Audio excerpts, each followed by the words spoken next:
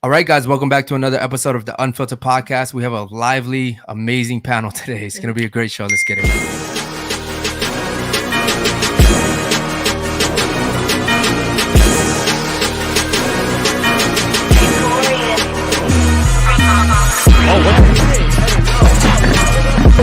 Oh no. I would have touched you with a fucking stick.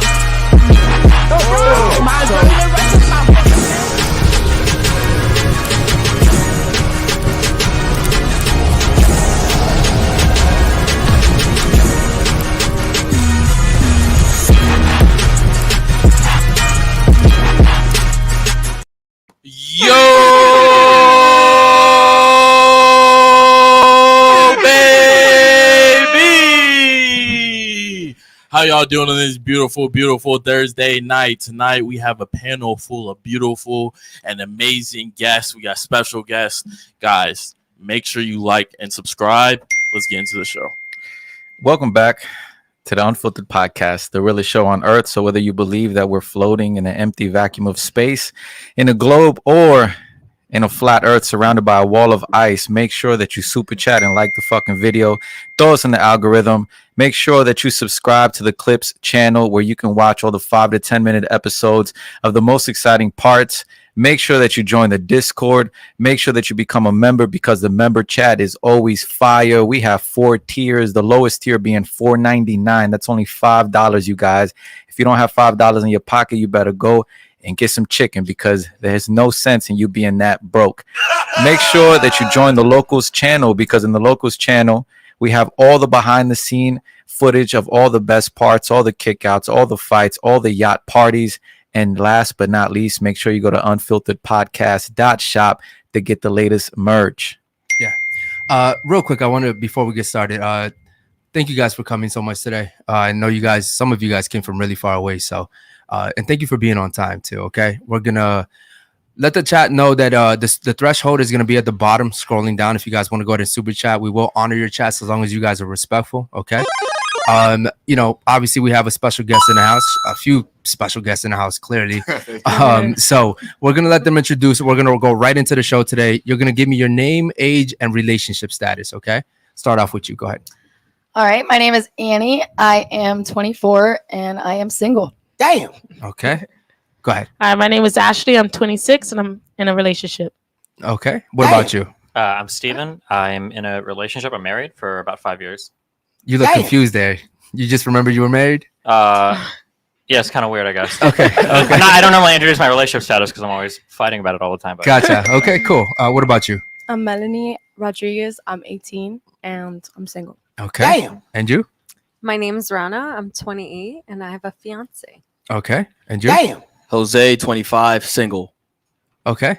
Jasmine, 28, single. Damn. My name is Alex. I'm 33 and I have a girlfriend. She's upstairs chilling. Okay. Amazing.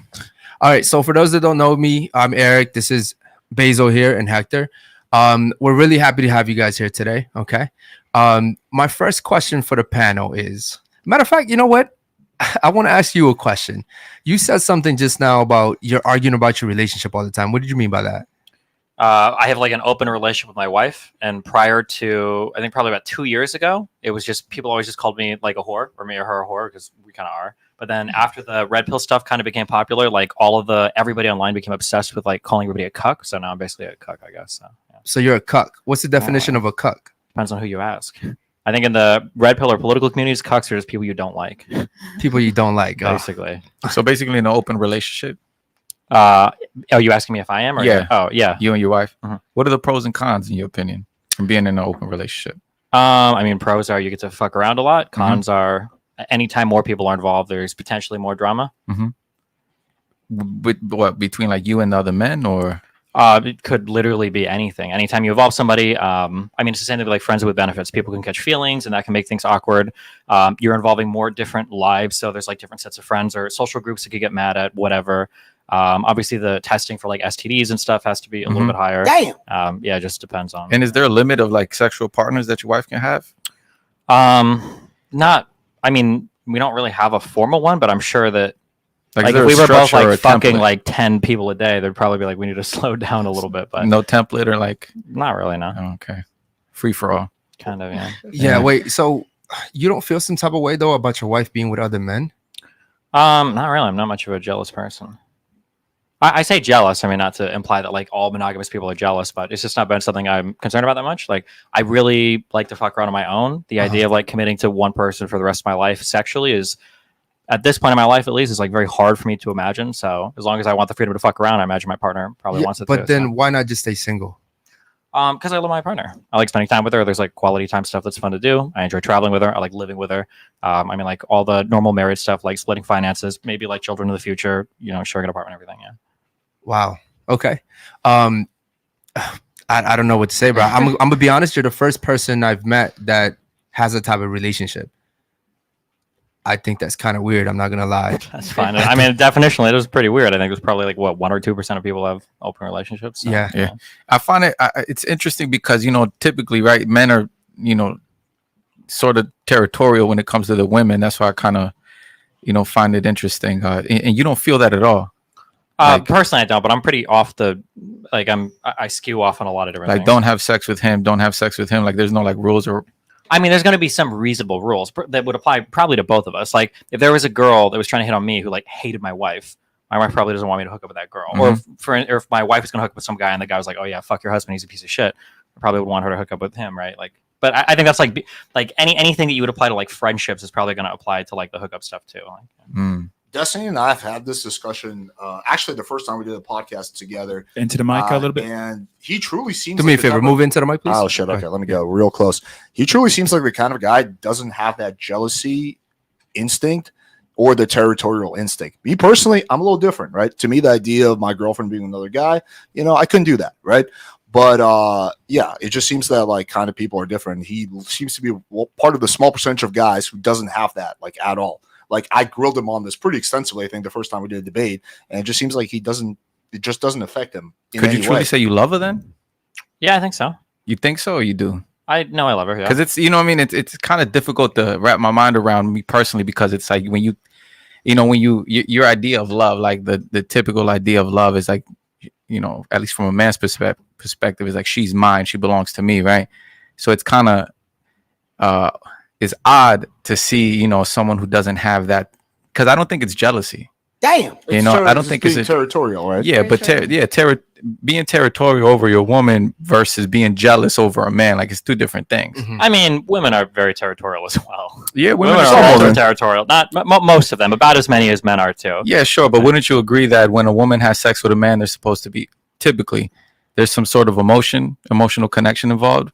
I think the percentage of that happening for women is probably a bit higher, probably maybe even significantly higher. It's hard to say, but like all of my women friends that practice like casual sexual relationships, all of them have at least one story of a guy that gets too deep into it, a friends with benefit situation that goes bad, and the guy is like getting really obsessed. So, I mean, I'm not going to say that it's the same for men and women, but it's probably a higher percentage of women that have an emotional attachment to have sex, but yeah, I mean, there's definitely women that just have recreational sex and they don't develop like huge feelings for it. And there are guys that get like obsessed when they have sex with somebody. So I have a question for the girls.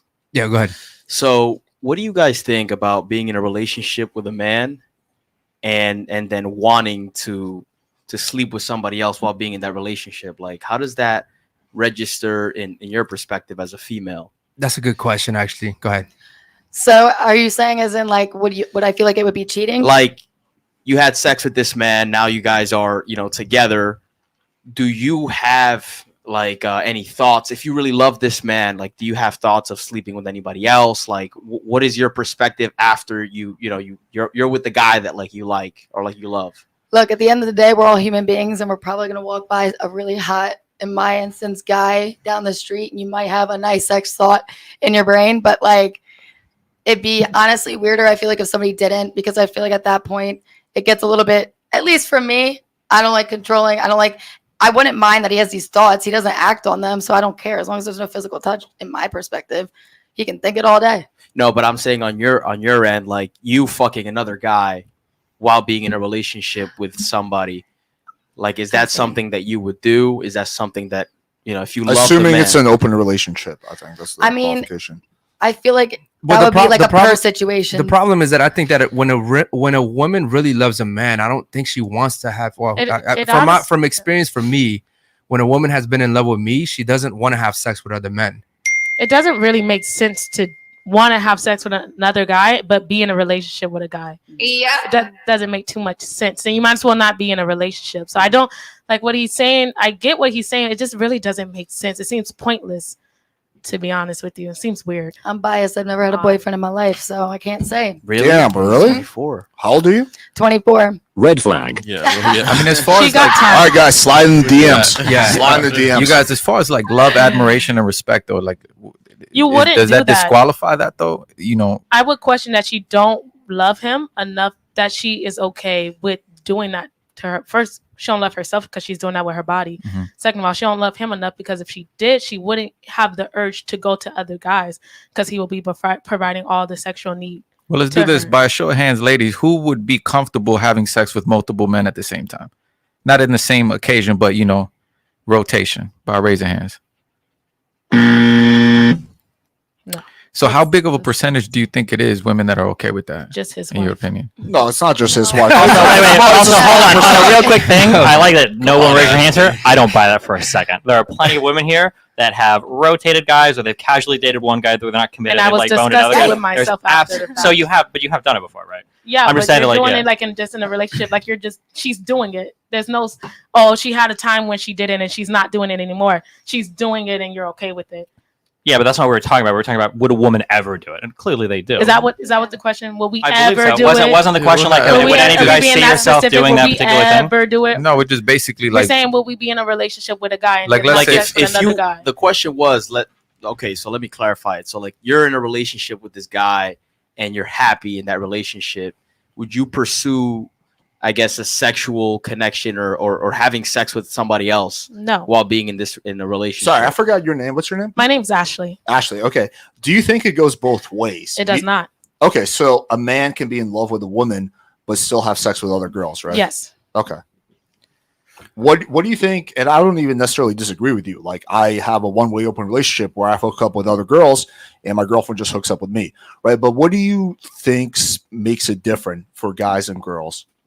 I mean, I would just go back to biology, guys. Are there sex to them? Are not saying you guys have meaningless sex, but majority of the time you do. So you can do it without a thought. Good for you. You can do that. So you're able to be in a relationship, a loving relationship, and love that woman. And then, one time out of whenever you do it, you can get that nut and call it a day. Girls, women, we're not able to do that. We're very emotional. We're very involved. We go through a lot before we'll take that step to have sex with that guy. So, I mean, for the percentage of women that can do it, okay. But no, like that's not, I will argue that those women, they're weird. Well, I don't. Yeah, sorry. no, What makes them weird? I was just gonna ask. Wait, no, but hold on. That's a good question though. Can you ask that again? What makes them weird? Like I It's agree just- with you. I mean, it's Maybe just a on word average- it's just a word I can't think of. It's odd. Like I can't even imagine myself being in a loving relationship with my man, and then I'm like, okay, babe, I'm gonna go have sex with this guy tonight. Well, It's just anything that weird. you couldn't do is considered weird, then sure. I mean, it's weird in general. Nate, we It is weird in sat at a general. table. Nobody raised their hand for it. Would you do it? I personally lean monogamous, but I But then do why think are you there arguing some- for it? Because I do think there's a percentage of women. We don't know what that percentage But that's is, an They exception. lean But that's an polyamorous. exception. So the exception doesn't make the rule. So we can say, yeah, there's some like his wife. She can't. There is one woman that can do it, but majority. Yeah, cannot majority, do but I it. don't think that always makes the minority weird. That's Then what does it make it odd? just makes them the minority. No, it's just odd. It's In odd. The general, majority it of is. people are making a shitload of money, but doesn't mean the people who are middle class are weird. Oh, so right? you're just focused on the word that I'm using. Well, it's not so much. It's that, just a word. it Oh, just so feels how about it- this? it Instead feels of a saying kind they're like a weird, I'll just say- shaming language. it's Okay, well, uncommon. It's uncommon. That make you feel better. There we Okay. go. Okay. Uncommon. I'll take But that. I'm gonna stick to weird. But we'll use uncommon for the sake of the conversation. Okay. It's weird. That you think. Yeah. Okay, so I'm going to change what I'm saying, but not really. Okay, I guess the question I would have for you is like, can you try to like ballpark quantify it? I know you can't give me like an exact number, 37.8, but what percentage of men who are in a relationship do you think are capable of having just casual sex that means nothing, and compared to women, like what percentage of women? A man that's in a relationship that Yeah. can have casual sex. Yeah, and I not mean, catch honestly, feelings. guys, the more valuable they are, the more status they have, the more option they have. So unfortunately, that's not the majority of guys. That's like maybe 10% that can exercise those options of having sex with. Let's different assume women. for this hypothetical that every single one of those guys has the opportunity to have sex. I would think they all probably would. I know they would, but what percentage of them can have sex with a girl without catching feelings? Probably, okay, let's say 100%. Let's say 80% of them could do it. Okay, what do you think it is for women? What percentage of women who are in a relationship? 100%. Well, no, his wife is an exception to the rule. So I'll say 90% of women will have sex. So and get what do you attached. think about the fact that I- polyamorous couples, the rates of that is going up? Probably because it's a little more culturally it? accepted. Yeah. Is that really culturally accepted? No, it's becoming a little bit more. And as Well, we see that the culture shifting, if that is what's happening in the world is already going downhill as we speak with everything else that's going on. So if that's becoming, is that it's coming to be what we are for our future relationship, I would just say that's going to destroy the average family. But does culture and biology tie together though? Is it what do you mean they tie together? Just because like is it you know, like let's say something's cultural, like does that mean does it tie with the biology of men and women? doesn't make it right either. So. Well, I would assume that when a culture allows people to just fall into the categories that they want to fall into, yeah, the majority of people may on average still be monogamous, but it's allowing for, let's say, what before used to be 2%, and now that it's more accepted, it could go up to 10 or 20. Yeah. Or But it's whatever not- the but it's But percentage- not my ultimate question basically is like, do you think that even though, because can we all agree on this, right? The majority of women are hardwired a certain way. The majority of men are hardwired a certain way, right? So when women have sex with men, typically there's certain prerequisites that they need to be met before they sleep with them, right? Some sort of emotional attachment, some sort of at least, right? Or attractiveness towards them. Versus men, we could see a woman just be horny, and whether she's attracted to us or not, we'll still have sex with her, right? Can we all agree on that? Yeah. Okay, so if that's our biology, don't you think that even though culturally it might be a little bit more accepted, Well, today, do But you just think because that it's it'll still? accepted doesn't mean it's Yeah, right. hold on. Do you? Yeah, but see, That's a different question. aside, Yeah, that's aside, trying to That's an moralize. entire- yeah, this is aside, not aside, moral. aside, but like, let's put the morality to the side. I'm Yeah. talking about just as far as like culturally accepted and just our biology as far as men and women, right? Do you think that even though it's culturally accepted, like our biology will line up with that? Well, I would say that there's a certain amount of women that are sociosexual, which sociosexual means that they are more likely to be in these kind of short-term casual relationships, and it allows for those women. So while I agree it could still be 70-80%, but that 20 to 10% is still a lot of people. And when a culture starts making that more accepted, those people are able to live the lives that are most conducive to their happiness. Why? But why what does that do to the woman though? Those women Traumatizing. are high in sociosexuality, so they're happy that way. I Yeah. have friends that are just really happy in polyamorous relationships. Like they consider almost like a sexual orientation. Like when they first heard about it, they're like, Mhm. oh my God, like this is what I am. And so it's not taking away from monogamous people if other people are polyamorous. But long term, though, I mean, like, do you think casual sex?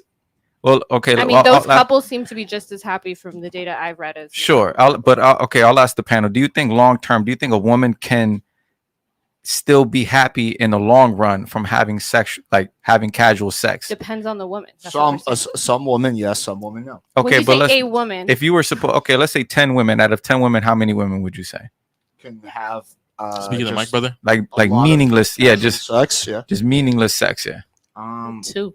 maybe two. Yeah, I would say two is a So fair. 20% maybe, yeah. So little. Yeah, it's definitely a small percentage of women. I Mhm. just go back to what you were saying. I guess like I don't want to nitpick on the exact numbers, That's but fine. the idea that 90, I think you said 90% of men could have No, just 80% of men. 80% of men can just have random casual sex when they're in a relationship and not catch any feelings. And for women, you said it was what? I said 90, I think. Yeah. 90% of men. Because I would argue 90% of women would catch they feelings. will catch feelings. Yeah, I don't know. I think My that's a pers- little. I think that's way too. Well, deceiving. I wouldn't say. I would. Majority of women will catch feelings. Now I can sit here and say 90%, 80%. It's still a majority. The Would you majority. guys? Would you Also, guys a good say amount that? of guys Yeah. would catch feelings too. Would you guys say that I'm the a nine. more sexual partners that a woman has, the less likely she is to catch feelings every time she has sex? Yeah, that's Probably true. true. Yeah. I mean, because at that point you're just having sex. It has no meaning. You're just. It's I So don't know. so if it's now more socially acceptable, is it because more women are being promiscuous? Is that why it's more socially acceptable? Good question. I think our culture is just trying to step away from this one size fits all, except for this one part of the internet. A lot of our culture, especially in academia, those types of spaces, it's just more accepted for people to live the life that they feel like is best for them instead of being like, everyone has to do it this one way. Also, I That's really why got the to world is push back so against the point that women today are more promiscuous. I see this all the time it's not in the true. red pill space. It's like a common argument. Yeah, all these girls are becoming 3 or 4s. You have to travel to a different country because these girls are all like thotting it up. When you actually look at the data, which I've done, here's what you find: the top 5%, the most sexually active women, 30 years ago, are actually more sexually active today. So that means the sluts of 30 years ago are slutting it up even more now. And I use that word with love, right? But when you look at the other 95% of women, they're actually slightly less sexually active now than they were 20, 30 years ago. So that means that our parents' generation was having a little bit more sex than us, unless you're looking at the top 5% of the most sexually active women. So I think that's something that I've never seen any podcast, red pill or non-red pill, bring up, but that's actually what the data shows. And just to add on to that, you typically see that it's like the top 5 to 10% of men and then the top 5 to 10% of women that are just more promiscuous, and they're kind of hooking up with each other. So this idea of like a hookup culture, everyone's hooking up with everyone, is not borne out by the data at all. I mean, the majority of men aren't having sex. The majority of men aren't having sex, according to what I just looked at the GSS for 2022, and that's not the case at all. Especially between 25 and 30, it's like only 8% of men reported having. I think zero the sexual. GSS reversed pretty dramatically from 2021 or 2020 was the one that everybody cited. Where it was 2018 was the one everyone 2018? cited, Okay, yeah. and they like lost their minds. But if you look at 2020, 2020, or if you look at anything before 2018 was just like an outlier, which is why replicability is so important when you're looking at data. But the most recent data we have in 2022 puts 12 to 15% that haven't, between 18 to 30, that haven't had sex, or I think it might be to 39, but between the ages 25 to 30, it's less than 8% of men. What percent of men do you think are virgins? I guess, is my question. So hold on. So you're saying that less than 8% of men are not having sex? 8% of men between 25 and 30 reported having 0 sexual partners in 2022. It's hard to believe. Like, what percent of men do you think are virgins? I guess. At what age, though? Yeah, what are the ages? Let's say 25 and up. 25 and up. It's pretty low. I'd probably say like 5%. 25%. No, I'd say 5%. I'm sorry. You said 25. You said 25 and up. Yeah. What percent of men are virgins? Yeah, 25 and up. Say like maybe 10. I said 5%. 5, 10. What do you think? I'd say about 15-20% of men. Okay, 15, 20. What do you think, Eric? Yeah, I'd say about 10%. Okay, the real number is 1.9. Speaking to the mic, please. Oh, sorry. The real number is 1.9%. And that's estimating the whole world, or it's looking at America. The survey. Yeah. Okay. So 18 to 25 is the age where there's a lot more virgins than before. And so that's distorting all of this because people are getting married later. So if you take out from 18 to 25 and you started at 25, the numbers look really different. Yeah, 18 to 20, it's like 50%. But once you start going up, like to 25 and up, it's less. It's less than 2%. Yeah. Okay. Real quick, Destiny, I have a question for you. How many men out there do you think also want to have the type of relationship you have, but are maybe scared to do it? It's really hard to answer the question of like scared to do things because there are some people that like think they're choosing things, but there's like a lot of cultural pressure behind it. So it's hard to really say. In terms of like how many would be like, yeah, I want to do it, but I'm worried about public pushback. I don't know. I feel like for the majority of men, I think the majority of men, like even if you ask them privately with like no social repercussion, although that's not really removing all the influence, for the percentage, I would guess probably 5% or less. Okay. That'd be my guess. Yeah. But we're like so socially conditioned. It's hard to say, like by the time you're 20, 25, 30, like you've heard so many things that it's hard to separate out like the social conditioning from whatever you think you feel on your own. Yeah. Because I think a lot of men do want to have sex with multiple women, but I have, besides you, and I'm 35, I've never seen another man say I'm okay with my wife sleeping with other men. Like it's just never happened. So I'm just wondering, like, where did that come? Like, when was it born? How old were you when you realized, hey, you know what? I actually like this. I mean, I've always been like a pretty kind of slutty person, and I've had trouble in prior relationships, like just being with one person. So when I think after I got on my last relationship at 28 or 29, I was like, okay, I'm not doing relationships anymore. Unless I guess I find somebody that's okay with like us sleeping around. And then I found my current wife, then girlfriend, and she was like, oh, I do like polyamorous relationships. I'm like, oh, sounds great. So is that something you like, or is that something you just allow? What do you mean like or allow? So is that something like you like her sleeping with other people, or is that something you just allow because that's a part of the relationship? I wouldn't, if I wanted to be open on my end, I wouldn't be able to date somebody who wasn't wanting to be open on their end because I would feel like there'd be a lack of mutual respect in the relationship. That's one thing me and Destiny just heavily disagree on. I disagree with that too. Yeah. I mean, because Why do you say that?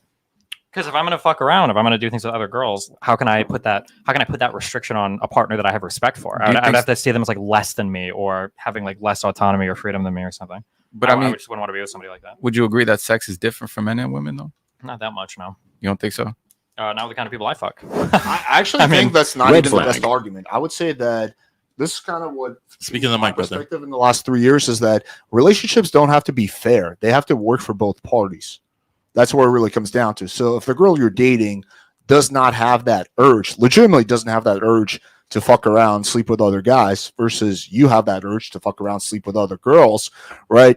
It works for both parties. That's what matters. It doesn't need to be like perfectly fair. That's but anyway, we've had this discussion. Sure. Yeah, that's possible. But the way that I view sex, it was highly unlikely that I would end up with a girl that has that view on sex. That's like unfathomable to me. It would be like me, it'd be like I wouldn't say that I wouldn't date a girl that is like a religious fundamentalist. I don't think that would be like on my exclusionary list, but chances are we would clash on so many other values that I just would never end up dating a person like that. Compatible. Yeah. So the idea of like dating a woman who just wants to be faithful to me while I go out and like fuck other chicks, there's like so many incompatibilities here with the way that we view relationships and sex and mutual respect.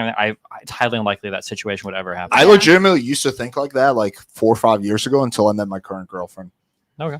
Yeah. So I mean, like for me, I lean a little bit more monogamous, and like I don't have an issue philosophically with like an open relationship. But how it would end up being is I'm like sitting at home reading, and it would just cause problems. So I get what you're saying. Yeah, you need to have ground rules. It's not like a free for all. Let's say not a complete open relationship, but would you have a threesome with your man? Mm-hmm.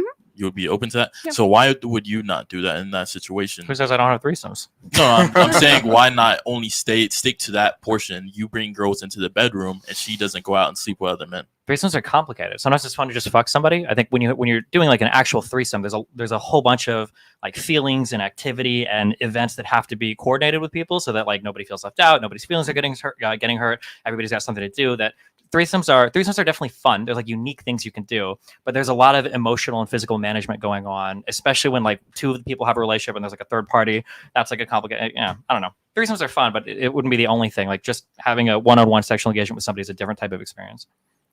You'd ever wonder like if like your wife will like the guy that she's having sex That's with? what Like, I was is there a specific guy that you just has sex with, or is like just multiple partners at all times, or I think it tends to be like the same guy? Yeah, or it tends to be like from one person to the next. It's not going to be like 3 or 4 different guys in the same rotation. It'll tend to be like, oh, like here's a guy I like for maybe a few months, and then maybe another one for half a year. Or something. Wait, so let me ask you a question. So do you know when she's doing it, or is it like, hey, I'm gonna go to the podcast, Unfiltered podcast, and then your wife's like, yo, I'm gonna go do something while you're at the podcast?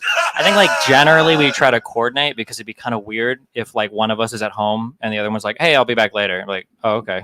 Like that would be kind of strange. So usually we like make plans at the same time. We're either both like traveling at the same time, or if I've got like a girl that wants to hang out, she'll schedule something with a dude and we'll leave the house at the same time, like stuff like that typically. Otherwise I think people would get pretty ass. And so man to man, it doesn't like, don't you ever wonder like, yo, what if that guy fucked the shit out of my wife? Yo, I'm glad you asked and that. Like it wouldn't eat you up alive. Like it would eat me up alive. Like if I told my girlfriend, hey, listen, I'm going to do the podcast today at 8 p.m. and go ahead and do your thing. When I finish, be home. Like I'm going to be like, yo, how long were you with this dude? Like it would literally eat me up. I couldn't see myself allowing my wife to go with another man, completely get fucked, and then not worry about it. All you have to do is fuck the shit out of your girl. Yeah, exactly. Everybody's got a different perspective. Nah, I mean, in my opinion, yeah, you up your game. I mean, if somebody fucks her better than I do, then that's my loss. I mean, like, fuck. I mean, what am I gonna say? You have to have some type of territorial like bone in you. Like, let's say someone. I mean, people have been looking for it for 4 or 5 years. I mean, maybe at some point it'll leak and come out. But like, no, I mean, this is the way. No, but okay. So your response was just fuck her better than the other guy. Yeah, basically, yeah. I mean, like, I'm pretty confident about my performance in the bedroom. If some guy manages to outdo me, I guess props to that dude. But would that be a conversation between you two? Like, how would you know if some guy fucked her better than you? Yeah. Yeah, I would mean, she like come you home might. and I be mean, like we, "Damn, obviously, That's a really good question. Yeah, we he was talk. awesome. Yeah, we Like, talk about our sexual experiences. Like even with current sexual partners, you talk about like past partners, or something a guy did that you like that I don't do, or is there something you really enjoy, or whatever. Like, yeah, you have a conversation about it. You know, it might be that I hook up with a girl that manages to do something that like Okay. my wife hasn't done before. She hooks up with a guy and he does something. You that, just I haven't said done you before. just said there was about 3 guys in rotation for her, right? No, I said that it tends to be like The same. I would call like serial monogamy. Okay. Like one guy Okay. and then. So what if something like what that. if you just noticed though that she kept going back to Tyrone, right? Uh-huh. Like she has a whole bunch of dudes, but Tyrone's the one that she keeps going. Like it wouldn't bother you as a husband saying, "Hey, listen, man, you seen Tyrone 3 times this week." Yeah, I was gonna ask you. I mean, too. for me, like my preferred sexual partners are going to be people that I know and belong to. Like there are girls that have I really really high sexual chemistry with. So like I go back to similar ones like pretty repeatedly as well. So yeah, I mean it's. Can his name be Punjit? Are there any rules though? Like you can't have sex with these kind of guys, these kind of guys. Like It's like black guys, Tyrones. Is that what Whoa, we're talking about? Or? just in general, like Why they gotta be like are there? I think our 23 and me. Yeah, I think Yeah, our big like, guys probably no 50% black. minors, no animals, no dead people. People that the realistic rules are like generally people that are- condoms? Like I mean, No it dead depends. people. Like, that's all No, fun. Depends on what. no. I mean, You guys I guess have it'll sex depend with on no like if condoms? it depends on condom suck. Okay, let's be real, all right? But it depends on like no. like Oh, STD tests and everything too, you know. But yeah, I was Red going to flag. say, you did say earlier how you guys just get like tested more often. Yeah, we get I tested, guess- like, pretty We're often. gonna have yeah. a home HIV test. I'd be like doing that shit Ready. weekly. Wow. Okay. Amazing. Do me a favor. Let's put a Horton super chat up on the screen, man. Go ahead. Shout out to Horton, man. We appreciate you, homie.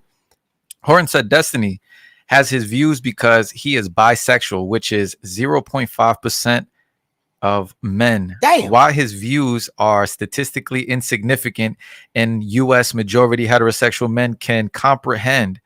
Rough lawyer nitpicks her statistics for her favor versus the multiple credible sources. I mean, I could put my statistics up against yours whenever you want.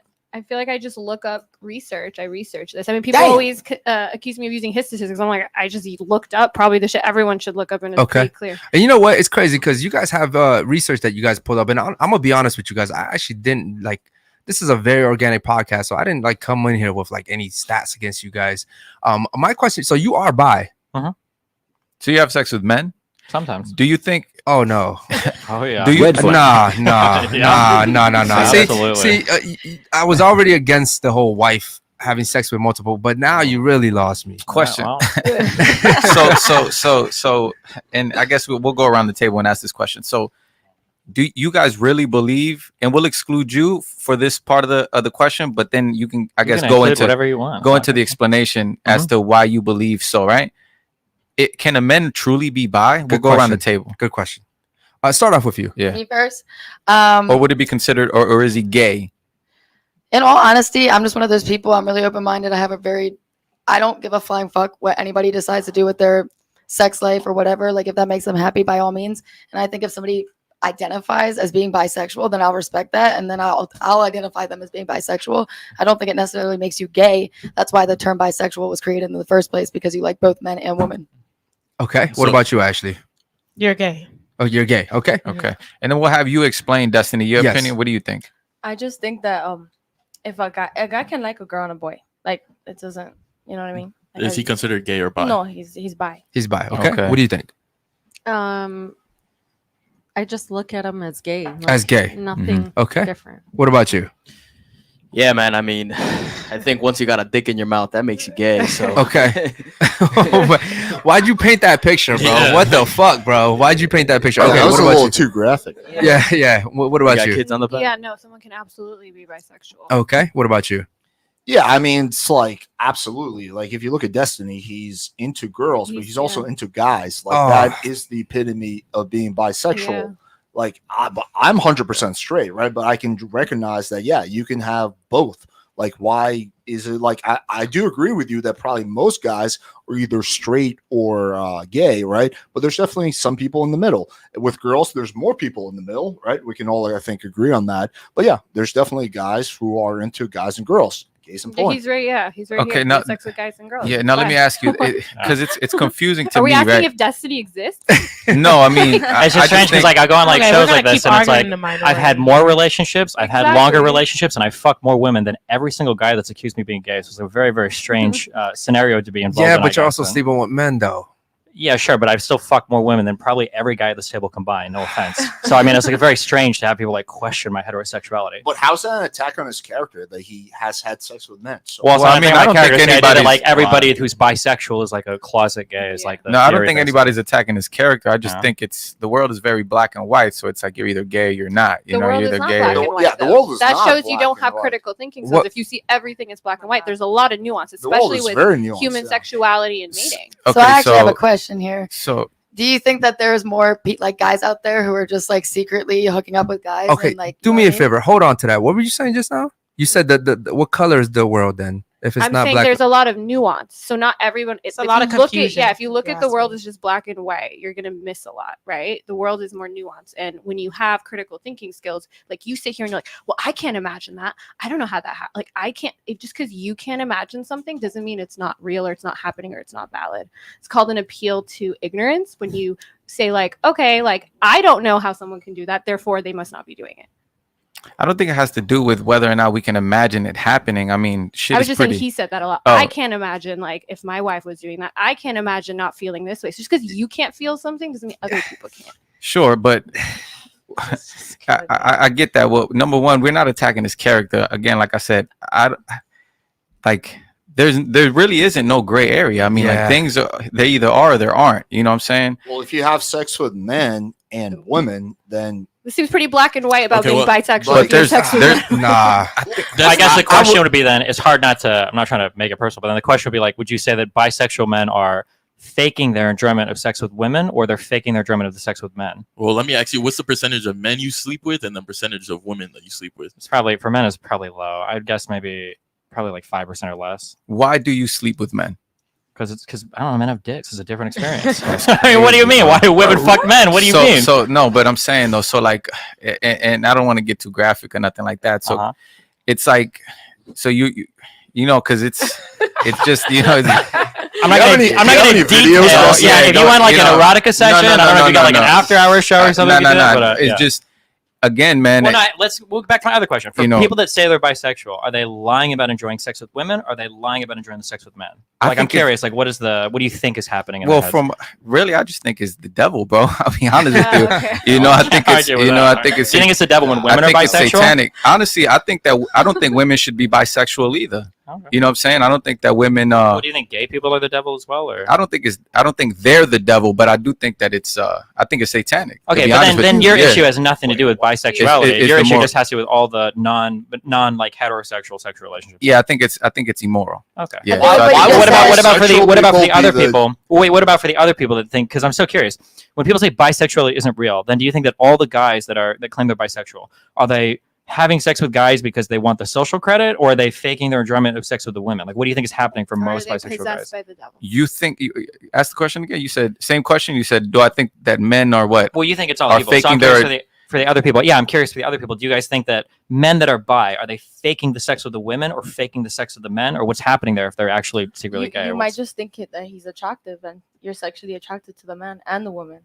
Yeah. Well, that's if you think bisexual people are real, but if you think bisexual people are faking it, I'm just curious. What do you think when you say they're faking it? What does that mean? Yeah, I Who mean, said they're faking it? I'm not bisexual, so I wouldn't know.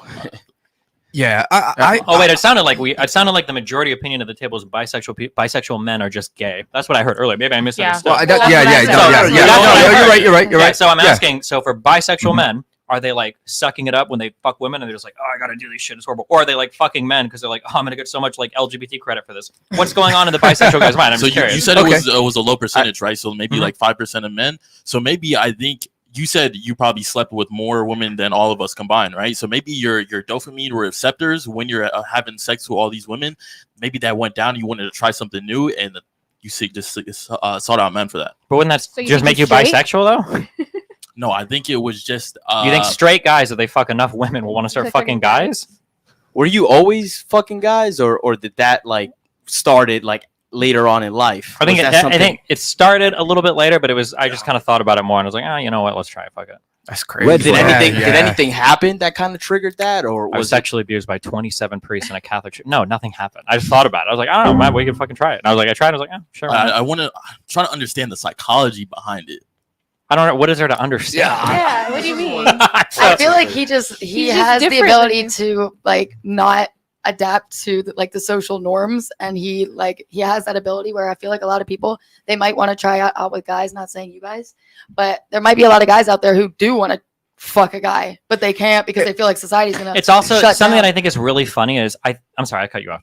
Were you finished? No, you Okay, I'm sorry. I think that the numbers are actually skewed in the opposite directions for both genders, and that I think that if guys weren't so, I don't want to say homophobic, but like scared of like any of that shit, I think there'd probably be more bisexual guys. And I will say, I know this for a fact, there are way too many bisexual women where they say they're bi, but they are absolutely fucking not. I've had a lot of threesomes with a lot of women who say they're bi, and then when it actually comes time to do shit, they're like, I don't really want to touch her pussy, or like, oh, I don't really do that. I actually made out with a girl once. When I said I was bi, I meant that. So I think the number of like bi women is dramatically overrepresented for how many say they're bi. Whoa. And then there'd probably be more bi men. I think if there wasn't such a huge stigma against it. That'd be So my you think guess. it's just the stigma against homosexuality that makes men not want to be bi?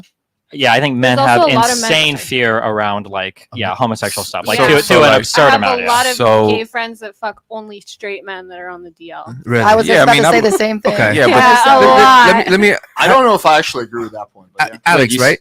Yeah. Alex, have you ever had the urge to fuck a guy No. or get 100% or sure. get fucked by a guy? No. No, Oh, he's you straight. sounded for a second there like you had. No, I was trying to understand your question. Okay. Fucked by a bi guy. Yes. Okay. Probably. How about you? Hell no. No. What about you? No. Okay. Me neither. What about you? No. Okay. No way. It just never. So like Destiny said, it just happened one day. I thought about it. I was like, hey, why not? Right? Like for me, it's never happened that way. So you're I'm straight. actually very disgusted by that, to be honest.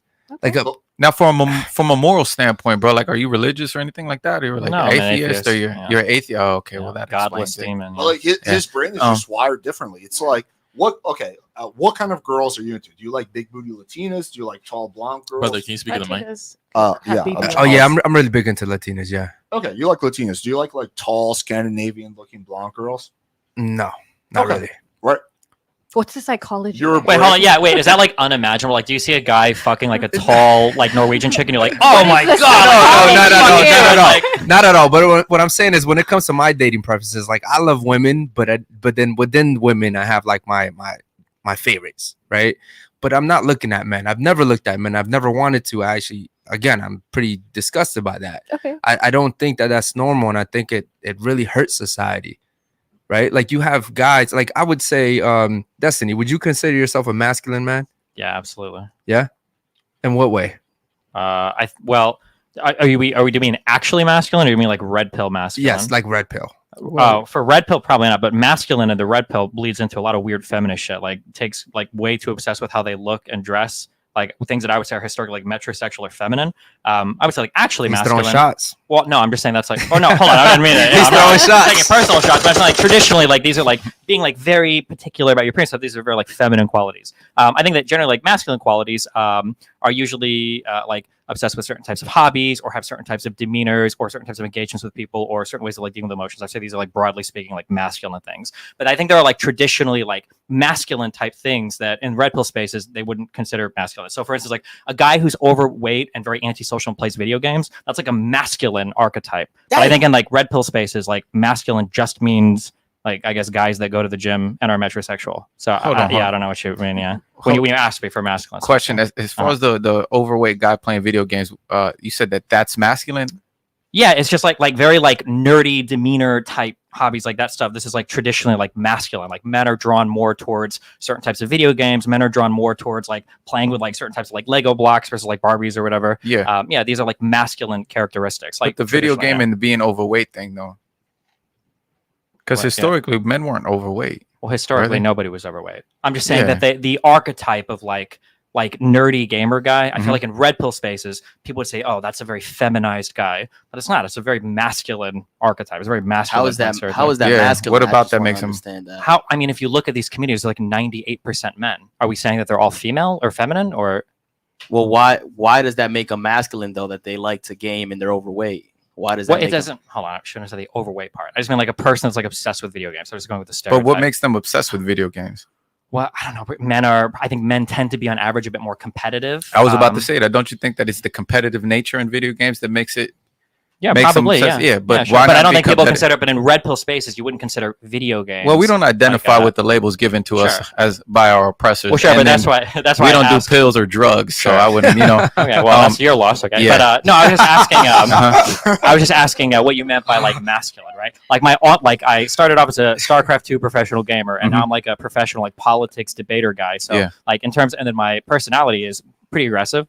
So most of my like personality qualities are pretty masculine. But some people might look at me and go like, oh, like you don't go to the gym enough, so you're not masculine, you're feminine. But like in any other society or in any other like way of breaking down my personality, I don't have very many like feminine qualities that are the things that make me popular, I guess. But I would argue that, just saying that people that go to the gym are, traditionally masculine, I think is kind of disingenuous, because I would say that there's a lot of men that go to the gym that are kind of feminine because they don't meet the other qualifications of masculinity, in my opinion. What are And your then- qualifications? and then- What are your That's what I'm qualifications? curious about. I would say valor, bravery, honor, respect, loyalty, brotherhood, things like that. I wouldn't necessarily bundle it into just the competitive nature of men, because I think the majority of men want to be competitive. The majority of men were naturally competitive. I mean, ever since we enter the playground, you start to build a hierarchy on the playground, 4, 5, 6 years old, right? Now, when we start getting older, the hierarchy becomes more abundant. Like we start to see it a little bit more in different spaces, in school, high school, workspaces, right?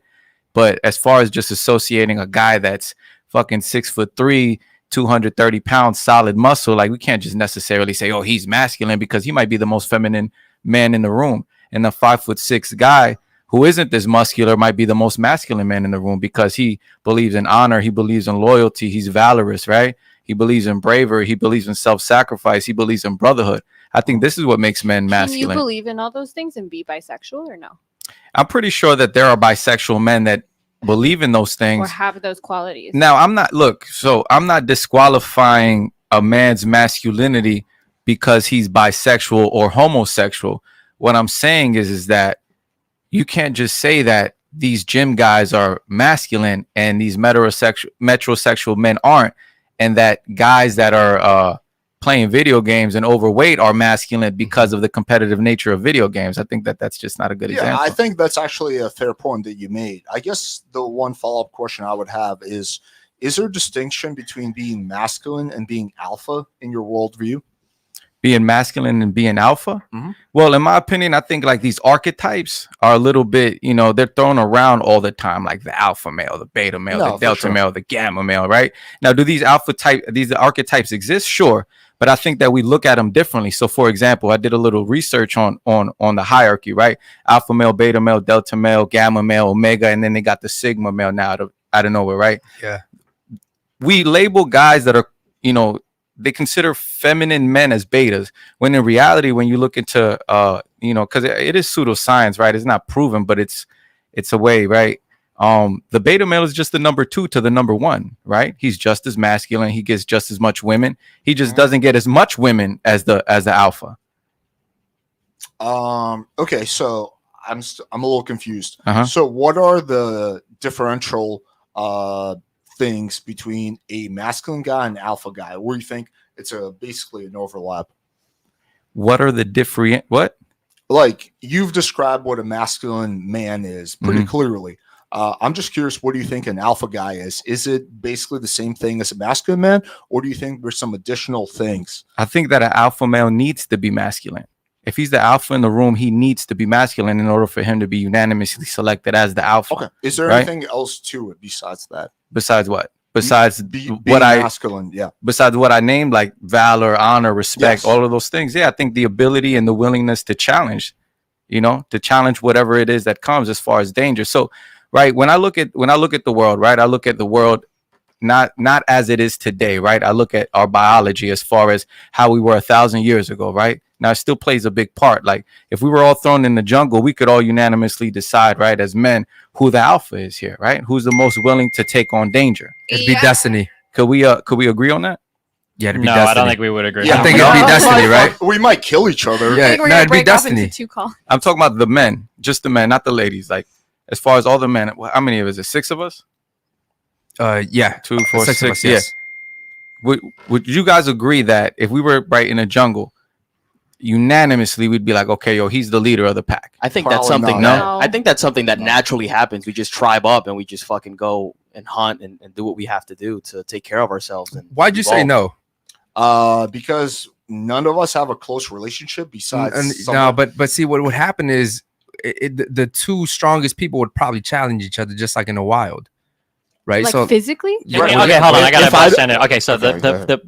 no matter how So- strong 'cause you some- are, no well- matter how strong you are, 3 men can always kill you. Okay, so Of the idea course, that like yeah. the alpha male is the guy, that's not true. And even when you look at like primates and shit that have like these types of structures, the people that are truly at the top of these hierarchies are not the strongest people. They tend to be strong, but they're usually people that are really socially adept, because you have to be able to build relationships with people. You have to be able to make people like you and trust you and respect you, and you have to be able to get people to work together. These are the most important traits of like an actual alpha person that is like leading businesses and stuff. It's not just the guy that has like the largest pecs or can like win a one-on-one fight, because again, anybody can always kill you in your sleep. So yeah, I agree, but I never mentioned. You That's said why the two strongest people would find. No, each I other. said never that. said I strong said that. people. I said Oh, that. okay, Well, my bad, no, my and bad. I I- specifically excluded the gym guy because I even Sure. said the 6'3" gym guy that's the most muscular, like he could be the most feminine. And then I described Yeah, what that's I true. believe That could masculinity happen. is. Yeah, honor, loyalty, respect. Wouldn't you agree that those are social characteristics that would allow a man to be able to lead a group? I don't think any of those characteristics are masculine. What you just named. Which Really? one of those were masculine? Well, like honor, valor, You don't think women bravery. have honor? You don't think women have any value? You don't think women have bravery? I didn't say value. I said valor. But yeah, valor, Valor. honor, bravery. Like women can have a respect. Like women can have all of these traits. Yeah, sure, but I'm talking about a brotherhood. Women can't have a brotherhood. Well, because they're women. Yeah, but Sisterhood? But I'm asking, like, what are the things, like, if I'm trying to determine, for instance, if I consider a man to be masculine or feminine, and I'm looking at that guy, what are the things that I'm kind of looking for to ascertain his masculinity? Like, if you're looking at a guy, he enters a room, what are the things you're looking for? It's not honor, bravery, or valor, is it? Or what are you looking for? How do you determine it? I think what Hector was saying is the ability to die for what he believes in. That's yeah, what but he you was don't even describing. know that for 99% of men. How many men do you meet where you test if they're willing to die for what they believe Well, in? that's why brotherhood is such an important aspect of it. Why? Because do you threaten to kill people in part of the brotherhood? How do No. you find out if they're willing to die for you? You don't know if a guy's going to die for you or not, right? It's conditioning, right? When you grow up and you're conditioned to be, let's say, a masculine man that believes in loyalty, valor, and everything else he just named, you're more likely to understand what your purpose is amongst what your culture is, right? So we don't. So so a guy walks into a room. This is a super frank question. How do you determine like what percentage you think he has like of a masculine demeanor versus like a feminine demeanor? Like, what are you looking for to figure that out? I mean, you'd have to get to know the person. Sure. Well, let's say you see him, you're watching him interact with some other people. Is there any way you're trying to determine? Yeah. I would say if he makes good eye contact, if he's not afraid of, if he's not afraid of the person, I think you made a good point with being socially calibrated. Mhm. If he's socially calibrated, if he knows how to lead, even if the person's bigger and stronger than him, if he understands how to be the competent one in the room and be able to utilize whatever leverage he has to possibly work the room in his favor, I think that's very masculine. Yeah, I think that's a really good answer for figuring out if you think somebody's masculine or feminine. It's not like the honorary bravery valor, because I don't know what that is. But if you see a guy walk into a room, he creates good space for himself. When he's engaging other people in conversation, he can both understand what they're saying, but like he commands kind of like respect. He seems has like he's that competent. presence. He fills a room. Yeah, I would say these are like good masculine traits. That type of like social confidence that people should aim for. I But think to be that's a fair, good. women can have. Really I was good just eye about to say, contact. Could, wouldn't yes. women be Mhm. able to do the same thing Yeah. in retrospect? We call them masculine and feminine traits, but I think that like women Yeah, and men sure. should exhibit high levels of both certain types of masculine or feminine Sure. traits. I feel like that's Would- good manners at the end of the day. I want to go back to Eric's point because it was an interesting question. Why do I think it would not work out if we're all in the jungle? Well, because just being frank, I don't know you guys. Why would I trust your decision-making skills to lead me through a situation where I could potentially die? Right? I Well, you wouldn't. have to. You can't do it on your own. Sure, but let's And that's say what I'm let's saying. say Why we have would- a common why would threat. I want them to be the leader. Let's say compared we to all myself? let's say we What's all the have a common process? threat. Let's say we all have a common threat, right? Fucking Godzilla wants to eat all of us, right? Oh, Or survival. You see what I'm saying? So if we're put in a situation like that, Yeah. wouldn't you agree that we would start to unanimously decide, okay, who's the one that's the most competent amongst the group? Who can lead us through this fucking jungle? Okay, you know how to fucking make fire, you know how to hunt, you have this characteristic. Like, we're going to decide. That seems like a Maybe. cheap thing. I Maybe feel like not. sometimes it naturally happens. Yeah, Yeah, it does happen maybe. naturally. That's what I'm saying. It does happen naturally, but someone's gonna be at the forefront. Like we're gonna build a fucking triangle. You know what I'm saying? Like someone's gonna be like, okay, I think whoever's the most social, I would say, then I guess whoever has the most better social skills would be like, okay, you know, I think you should do this, you should do this, you should do this. Yeah. I have stuff. I remember I was in the fucking Boy Scouts. North is that way. You know what I'm saying? Like we would do something like that. Something that I would say, I would Oh, consider it like a masculine trait, and I would agree with you more than just like the socializing. I would consider there are traits around leadership that are incredibly rare. People like to say like men are leaders. That's bullshit. Very few men are leaders. Very few people are leaders. But a person, in my opinion, in a leadership role that's willing to take accountability for decisions would be the person who would be the leader of the group. But accountability for decisions is probably one of the scariest things, because when you've got multiple people working under you and ultimately you've got to make the call, and whether it goes right, that's easy. If it goes wrong, all of it falls back on you. That's an exceedingly rare and hard trait to find. And these are the people that end up being leaders in society that can make those decisions for other people. Then wouldn't you agree that being self-accountable is an honorable thing to do? Yeah, of course. All right, then, Self-accountability. so how can you disqualify honor as being a masculine trait? I just, because honor is like such a vague. It's not though. It's very specific. Like honor thy mother and father is a commandment, and women and men are called to do that equally. I don't know Yeah, what sure. like honor like. Yeah, sure. But as far as like when we're talking about a specific kind of honor that's displayed amongst men. Like there's certain rules and laws amongst men that men don't typically cross. For example, you know, let's say this is my brother or my friend or whatever. Like I'd never sleep with his wife. He doesn't have to tell me. Yeah, I don't think know. that's That's honorable. honorable behavior. I do agree with you. You know what? You know, I'm sorry. Yeah, go if ahead. I see two guys jumping my brother, beating my brother up, I'm gonna jump in. I'm being loyal. You Even see? if it's 4 or 5 even guys. if we both get our ass whooped, that's what loyalty. if they have That's- guns? I'll die with my Yeah, brother. it doesn't matter. You know, It because doesn't that's matter. brother. Yeah. you know, it's that brotherhood, and sometimes He's it's not laughing even at a- it though. Is that a good thing or a bad Sometimes it's thing? not even a. I mean, if you would, that's admirable. I think so. Yeah. Okay, would you do it though? Well, it depends how much I like the friend. If me if me and you were friends and you saw me get my ass beat, would you jump in to help me? It depends on the scenario. If you were sincerely just getting out, usually when people are in trouble, I know that people have the inclination to be like, oh, that's my friend, but usually the first question is, well, what the fuck did you do? Well, Okay? why is So it- you did some No, dumb no, shit. no. You You did some understand. dumb shit. Maybe you need to get an answer. You know, it just Steven, depends. Yeah, that's Steven, how it goes. Steve, Yeah. but you asked that after though. Facts. Yeah, you asked Yeah. that question after. Well, that's what I'm saying. What's the scenario? Like if you walk into a room and your friend's getting It ass whipped, doesn't then ma- obviously you yeah, help. well, But it doesn't no, matter. hold on. It does matter. No. If I've got a friend and he's talking to another guy and my friend is talking some mad shit and he gets his ass spanked, that's on him. Like what do you mean? Nah, You're gonna well, defend but your see, friend for some that's where it retarded goes. shit? Yeah, but see, that's where it goes with having a good selection in friends, and that tells a lot about your self-development, right? So let's say that I do practice self-development, and you know the way that I select friends, which I don't even have friends, because when I start to get to know a Oh, person, you don't have friends? yeah, no, I don't. Like maybe associates, but then you know certain people. That's why brotherhood is important, I think, for men. So you know you start to distinguish whether people are your brothers or not, right? In whatever organization you're building. If it's my brother, I'm very well confident that he didn't start those issues, you know. So if someone comes and he's beating up my friend, he's beating up my brother, like I'm not gonna ask any questions. I'm gonna immediately go to work. Now after, bro, what happened? Yeah. Bro, like what happened? That's Bro, I yeah. fucking, you know, whatever, you know, it could be anything. I stepped on the shoe on accident. I said, excuse me. He said, fuck you, clean my shoe. And I said, no. So I punched him in the face, and him and his 3 friends ganged up on me. It doesn't matter, you know, or it could say, bro, I don't, you know, he looked at me some type of way. So I punched him in the mouth for no reason because I have anger issues. Then it'd be like, oh, okay, come on. What the fuck is wrong with you, bro? Now it'd be my job to hold him accountable. Bro, you got to work on your anger. Right? Why Hold would him that be? accountable. But why would that be a friend? That's the thing. Like you got to choose your friends very selectively, right? And hold them accountable to the standard that you guys are both, you know, agreeing to. Yeah. Because otherwise, his problem becomes your problem, and Yeah. then your fucking life would just be. Yeah, that's the issue there. Is it like there's probably only 2 people in my life that I would feel that way with? Probably my son and my wife. Mhm. I don't know if I've got a lot of close friends, but I don't know if I would ever be ready to co-sign every single dispute they get involved in, because now I'm putting my reputation on the line, and I have a reputation, and I'm not about to throw that to help every single friend that might get in some dumb shit. So What I think the it would fuck? depend. You on wouldn't die for Alex? Red flag. Yeah. There You, you go. No comment. there you go. No comment. Let's I don't hold think it. Alex would die for me. Okay, no, we're not dying for each other at the No end of the day, problem. right? Listen, well, we would both call 911 if the other guy shot, right? I would definitely call 911. There we go. I call Amazing. 911 for Up Alex. to so. 3 times. That's great. Do me a favor. Bring up Kevin Rodriguez's super chat real quick. Kevin Rodriguez said, shouts out to J Rod and Hector the Inspector for bringing the important discussion into this panel. being gay, bisexual, transsexual, or any kind of sexual that isn't sexual is a glitch in the matrix. Shouts out to Kevin Rodriguez for dropping that $100 super chat. Yeah. Real quick, bring up Horton's super chat too, please. Go ahead.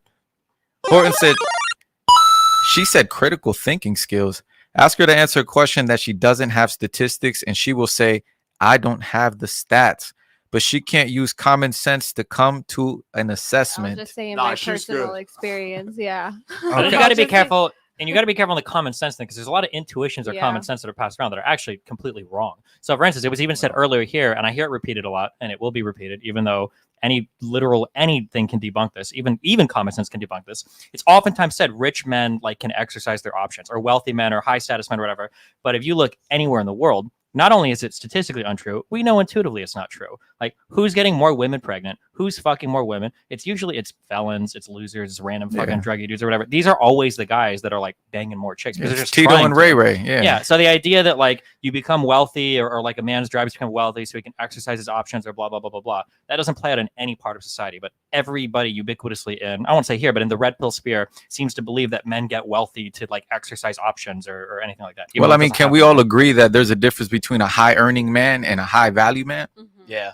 If they're two circles, they got a lot of overlap. Depends on how you define it. What would you say the difference is? Let's say a high earning man, right? He's making millions of dollars, but he doesn't meet every other standard when it comes to being a man. He's out of shape, right? He's out of shape. He can't communicate with others. He's not good with women, right? He lacks game with women, right? Versus a man who would be considered high value, who has the money, he is in shape, he's disciplined, he's consistent, he's working on self-development, self-mastery, he's good with women, he has a brotherhood, he displays these masculine traits. So is there any overlap between income then and high value? So actually, let's say, for example, somebody that's broke and is a bum wins the lottery, $1 billion, let's say. Does that automatically make him high value? No. By overlap, what do you mean? So would you say that somebody who makes, let's say, $30,000 a year, can they still be high value? Because the traits you spoke about earlier can apply to people in all income levels. So I'm wondering if there's any overlap between income and being high value. Yeah, I believe that a man can be high value in his space. Okay. Sure. You know what I'm saying? Let's say he's making $55,000 a year. I think a 55 or 59,000 is the national average, right? For men. Let's just say, right? Kind of, sort of, right? And let's say he works wherever he works, but he's the top dog where he works, right? He exercises all these other skills.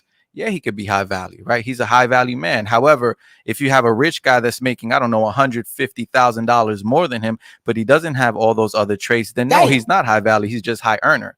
He's just high earning, right? Because you got a lot of guys that are making a lot of money, but they have a lot of baby mothers, right? They're not good with women. They're quote unquote simps, as people like to call them. You see what I'm saying? So I think that it doesn't always tie to money. Yeah, I actually largely agree with what you said. I expected to disagree a lot more, but I think status is even more status too, because he could have status among his.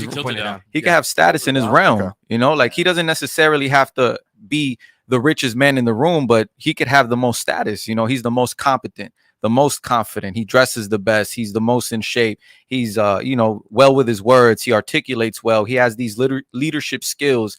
People don't necessarily test his authority, and he might not have as much money as the next guy, but everything else he checks off. If you could pick one trait to maximize on a guy, if you wanted to be able to fuck the most women possible, what would that one trait be? I would say status.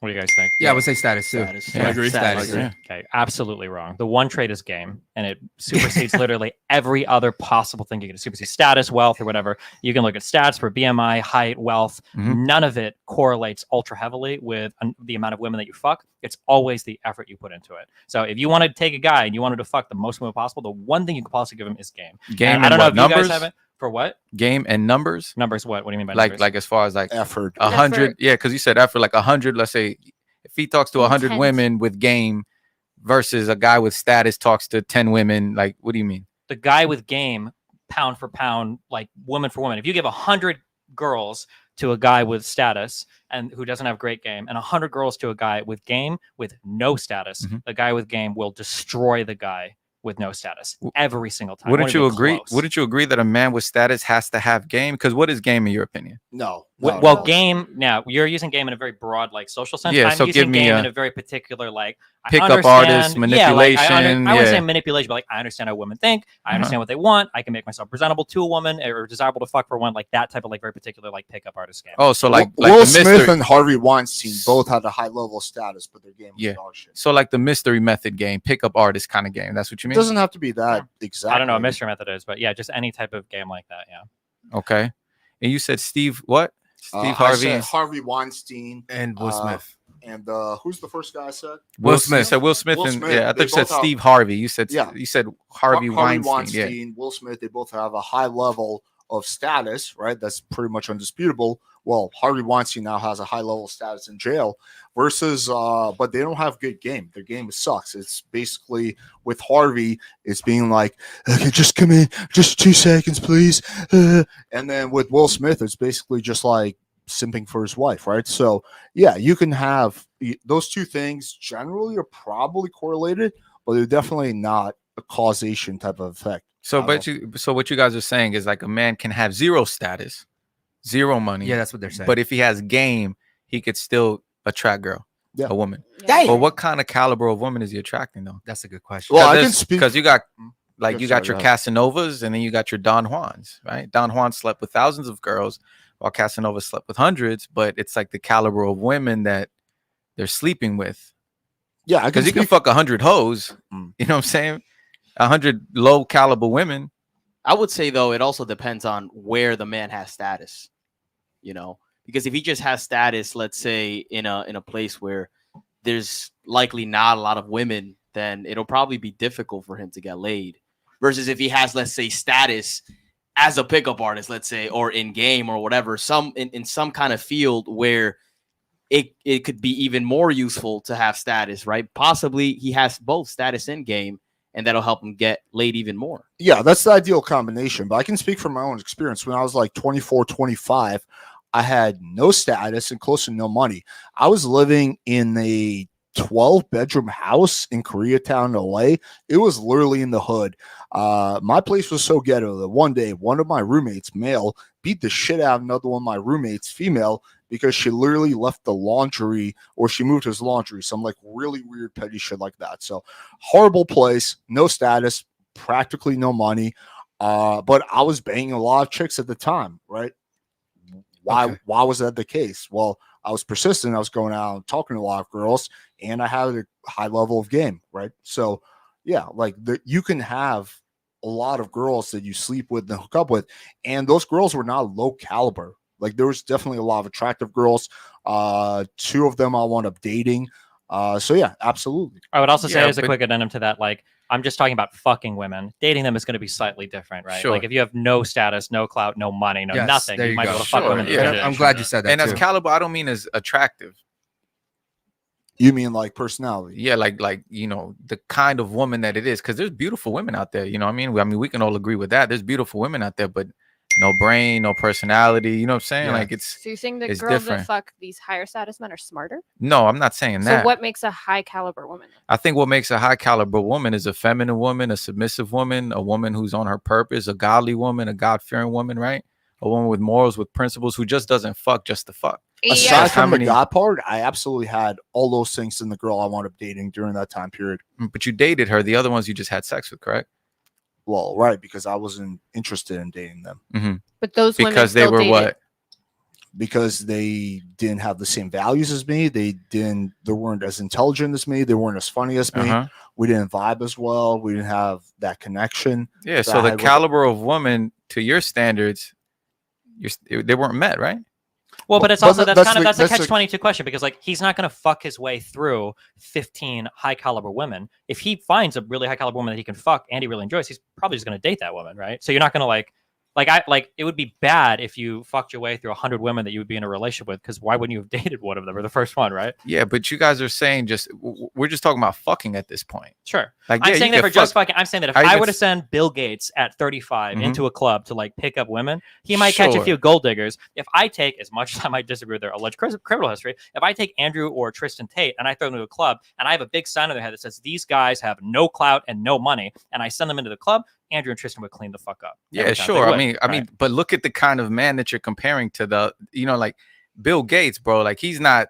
It doesn't matter how much money he has. Like. Yeah, but why? Because he doesn't have the game. But like, he's a good leader. He owned a successful company. He revolutionized, like, sure, depending on how much tech he stole or whatever. Like, so he's successful by every merit, especially by every like masculine merit that there can be. Acquires a ton of resources, is a huge leader of a business. Now he's a big philanthropic person that donates and does all this shit. Blah blah blah. Like he's hit all these qualities, but he doesn't have any game, or at least from what I've seen, I'm spinning around in his chair or jumping over it. He Doesn't to seem have like there's much game. Yeah, exactly. So yeah. I think earlier what you were saying is that who has a better chance of sleeping with women, the guy with the status or the guy with the game? But I think what we were talking about is, there's a saying and it says cheating is a rich man's sport because they can kind of get away with it more than a broke guy, right? Like a millionaire that's cheating, his woman is less likely to leave because he's a millionaire. Because she's using him for his resources. So if that's a high caliber woman, then okay. But is there actually any studies about that? No.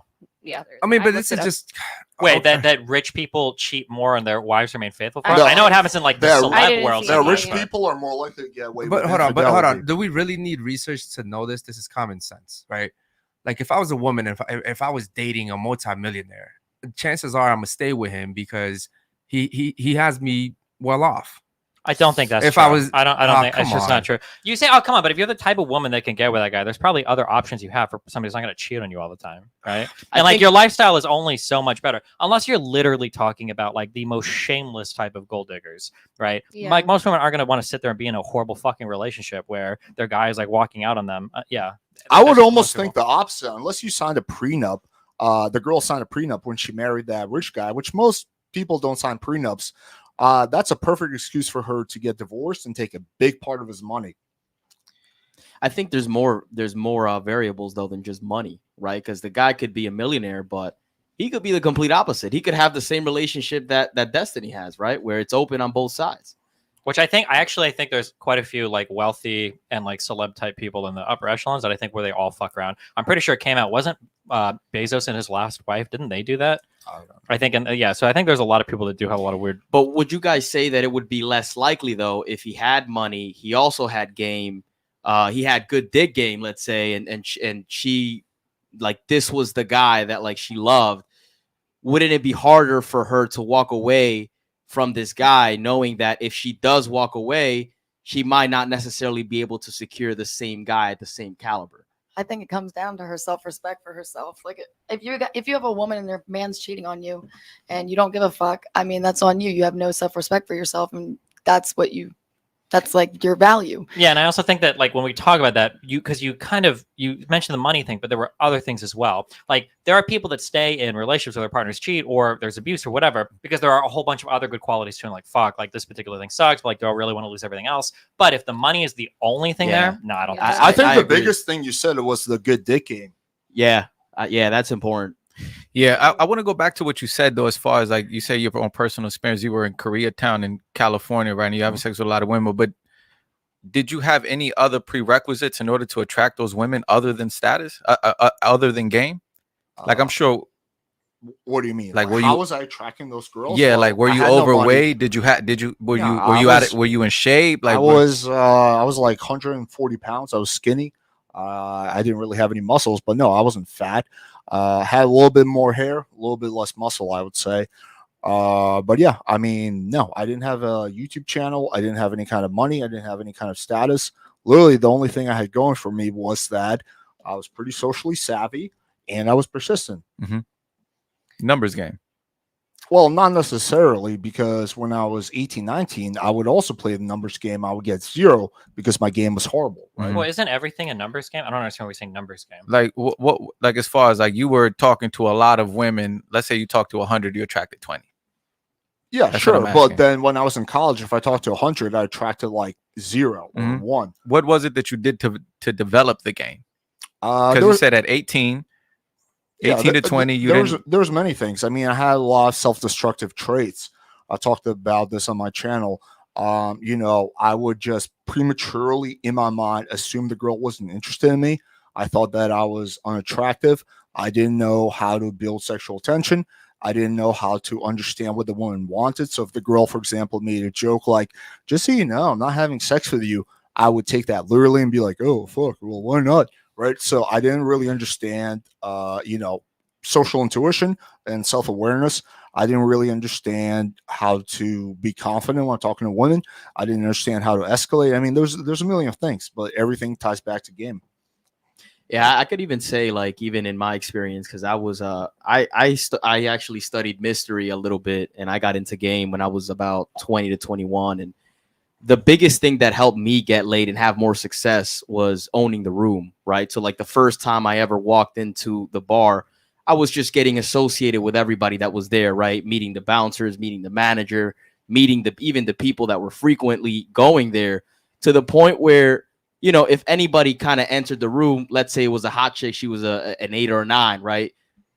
And then she entered the room, she would see me as the guy that would be like, oh, like, this guy knows everybody. Everybody's looking at him. It's always smiles. There's always good energy around this guy. So I think that made it a lot easier for me. But I don't think I would have been able to do that if it wasn't for game. But was it an overnight thing? No, was this hell one no. night? No, So it was going back to what Hector's saying. It was a numbers thing. So let's say you have status. Enough people are going to think, yo, you're that man in the room, that you're going to have that same type of confidence. And enough people are going to be talking to you that you're going to be able to have that social awareness to talk to people. And then you're going to develop that game. So the game is part of the social status. Wait, we keep saying numbers game. When does it not become a numbers game? What do we mean by that? Well, I still want you to answer my sorry. question. Like, what was it that you did to develop the game? I went out day after day, and I talked to girls, and I got rejected. And I sat down and journaled and processed, okay, what exactly made me get rejected by 20 girls? And the biggest thing I did is I actually got feedback from people who are more successful than me, right? I had one of my really good friends that was pretty good with girls, and I would tell him the stories about, hey, this is what happened. This is what I think. He's like, dude, you're way off. Actually, it was the fact that, you were self-deprecating way too much. You were too needy.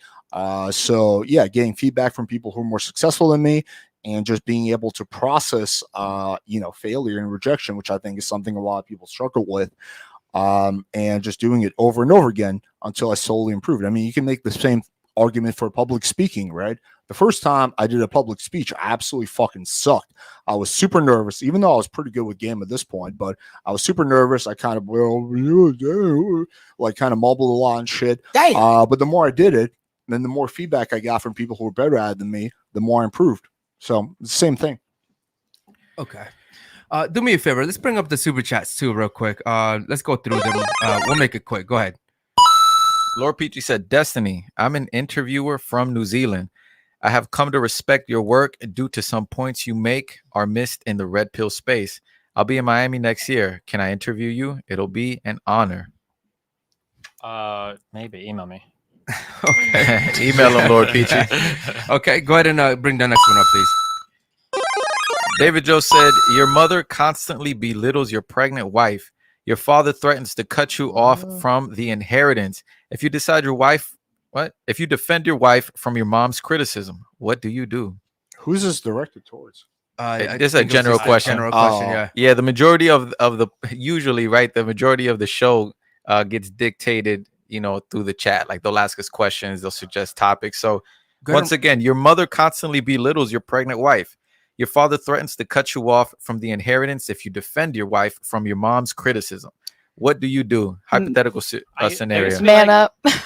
Man up. We'll start with you. Go Protect ahead. your wife. You're gonna at the end of the day, if you're really worried that much about your father's inheritance, then you're not doing something right with your own life. So protect your wife. Okay. What about you, Ashley? Agreed. Protect your wife. Yeah, Destiny, what do you protect your think? So I used to give this advice. I used to say you should always defend your significant other against your parents. That would be such a quick line in the sand for me. If I felt like my wife or a girlfriend's like parents or family was like disrespecting me, if she was siding with them, I don't. It's like childlike shit. I would be out of there so fucking fast. However, I've seen situations where I've heard people, I've had a couple friends who have complained to me like, oh, like my family's really down on this woman I'm dating. Or in one case, it was a guy that I was dating, but one was like, oh, well, what's up? What did they say? What did they say? And then when I heard their family's complaints, I was like, oh shit, your mom and dad are looking out for you. You're fucking your life up hardcore right now. So I would say in general, as a principle, you should always defend your significant other against your family, but don't be a fucking retard, okay? If you're like with somebody that's fucking horrible for you and every single person in your life is communicating that to you, maybe take some time to like listen sometimes to input from family or friends to figure out what you're doing with your life, Even if she's pregnant? even if she's pregnant, well, listen, it's still in the abortion time period. Don't ruin your life. Red flag. Wow, come on, Dustin. Some motherfuckers are crazy, dude. Damn, if Okay. your mom and dad are calling this person out this hard, unless you might have shitty parents, in which case, fuck your parents. Yeah. What do you think? I agree with them. Yeah. Okay, amazing. What about you? I'm gonna have to say the same thing. Okay, what about you? Yeah, I would say it totally depends on the situation, right? Like if it's a girl that is not necessarily meeting your qualities in the relationship and she's just blowing off all of your standards and running around and doing whatever the fuck she wants, and your parents are just saying like, listen, this is not going to be a person that you're going to be able to develop a good future with, then you have to be able to hold yourself accountable to what you actually want, and if this person is actually meeting the standard. If she is meeting the standard and your parents are just talking shit, then obviously you got to defend your significant other, because then your parents are probably not meeting your standards. So that's how I would put it. What about you? Yeah, I agree. It depends if the criticism's valid. I think you need to have boundaries, even when it comes to your family. I mean, this is hard for me to imagine because my mom loves my girlfriend, but assuming that wasn't the case, my mom belittled my girlfriend, I would set a clear boundary. Even if there's an inheritance, I would be like, hey, listen, this is the woman who I love. You cannot do this. And if you do this, I'm not going to talk to you, or whatever is the appropriate response or punishment. But yeah, I think you need to have clear boundaries, because when you don't, things kind of snowball and get worse and worse and worse, right? You see this a lot more with relationships. A guy puts up with some shit that he shouldn't put up with, that his girl does, and then it gets a little worse and a little worse and a little worse, right? And then it's this whole big thing, right? So I do think it's important to have very clear boundaries that you set, irregardless of who it is with, your girlfriend, your family, anyone. You're also fucking up really hard. If your parents are so successful that they have such a big inheritance for you that they can leverage that against you, but you haven't made enough of yourself to where like that's like a problem. Like it's almost like a catch-22. Like parents should never be able to threaten you with an inheritance, because if they can, it means it's a pretty big inheritance, which means that you should be well off enough that you've like got your own shit figured out. So at that point, you're probably a mommy's or daddy's boy anyway. So you should just listen to your parents, because you fucking suck regardless. Okay, I appreciate that. Real quick, do me a favor. Hold on, let's finish up the super chats. Okay. Go ahead and get the next one in there for me. David Jones said, which is more likely, a straight woman marrying a rich man or a straight man marrying a feminine lesbian? Neither gay spouse is bisexual, and both straight people know that their spouse is gay. Okay, shout out to you. Gay. Okay, do me a favor. Get to the next one, please. International Al said, I was with Steve. He woke me up out my sleep and told me someone stole his phone and was downstairs. I come downstairs half asleep. The guy tried to rush him. I immediately punched that guy in the face. No questions asked. Got details later. Yeah, okay. So I think that was directed at Steven right here. And yeah, I think that was about the whole scenario. Would you help me if I was getting jumped? And you said you'd ask me why I was getting jumped first, correct? I mean, it feels like it depends on the scenario. Okay. Yeah. All right, cool. I have a question for the panel now. Kind of want to switch it up a little bit. If a man and a woman are married and she doesn't want to have sex for a week, is the man entitled to her body? Because they're married at the end of the day, right? So I'll start off with you. Is he entitled to her body, right? You want to have, like, hypothetically speaking, you're married to her right here. She doesn't want to have sex. She's not in the mood. What the fuck? Exactly. No, That's what I'm saying, right? Are you entitled to her body, though? That's your wife. I don't think the word entitled is what I would use. I don't think you're entitled to anything from another person. That is a problem, though, right? And you want to actually, I think this requires nuance. Why does she not want to have sex? Is she really sick? That doesn't matter. Well, no, I think the sick part, I guess it does matter. It absolutely But does other than matter. that, it shouldn't matter. Like, her feelings should not matter. She should be able to give it up to you, period. Well, no, I think she's your wife. Well, I disagree with that completely. I think her feelings do matter. Like, let's say she's going, her mom just died or her dog just died, right? That is very different than her being like, yeah, I don't know. I mean, do you ever think you're entitled to her body, though? No. No. Why not? Why not? I don't feel well because she's a different person. Yeah, okay, I get that, but like, doesn't matter where you guys go eat. Like, if a gunman shows up, she's entitled to your protection. No, she's not. Why not? You're her husband. She's not entitled to that. I will give it to her. I will protect her, but no, she's not entitled. So what's the reason why you would make her your girl? If not to protect her from all these gunmen barging into Applebee's all the Yeah, time, this who is shouldn't like- kill you. I mean, come I on. would expect him to protect me, and we're not. So, like, I think that an expectation for people to be good Samaritans is different than expecting somebody to give you sex, right? Like, do you think marital? Do you think marital like rape laws being or people considering marital rape a crime? Do you think that's bad? I now? was just to say that. Like, it Like- would just be like marital rape, like you rape your wife, basically. Can we not say that word, I'm please? sorry. Yeah. Take advantage great. Did you of. say Nah. entitled Take to someone's advantage of. body? Can we say crepes? Wait, I'm me kind of finish my hungry. point, though. Crepes. Before I was really interrupted by the girl who I'm gonna Yeah, yeah. Yeah, you're gonna defend. who I'm going to defend. Well, that's up in the air now. Yeah, I don't think you're entitled to something from a different person. She's not entitled to my protection, right? She's not entitled for me to pay the bills or fix the car. I think the red pill has this really weird focus of like, okay, but if someone busts in the door, you know, you have to protect the girl. Like as if that happens pretty often. But in reality, no. Like I think that this is something that you would do. Like if my girlfriend is not having sex with me and there doesn't seem to be like some really valid issue, like again, health issues or someone died or something like that, then that would definitely be worth a discussion. And if that continues, then that could potentially lead to the end of the relationship, right? We probably want to try therapy first and stuff like that.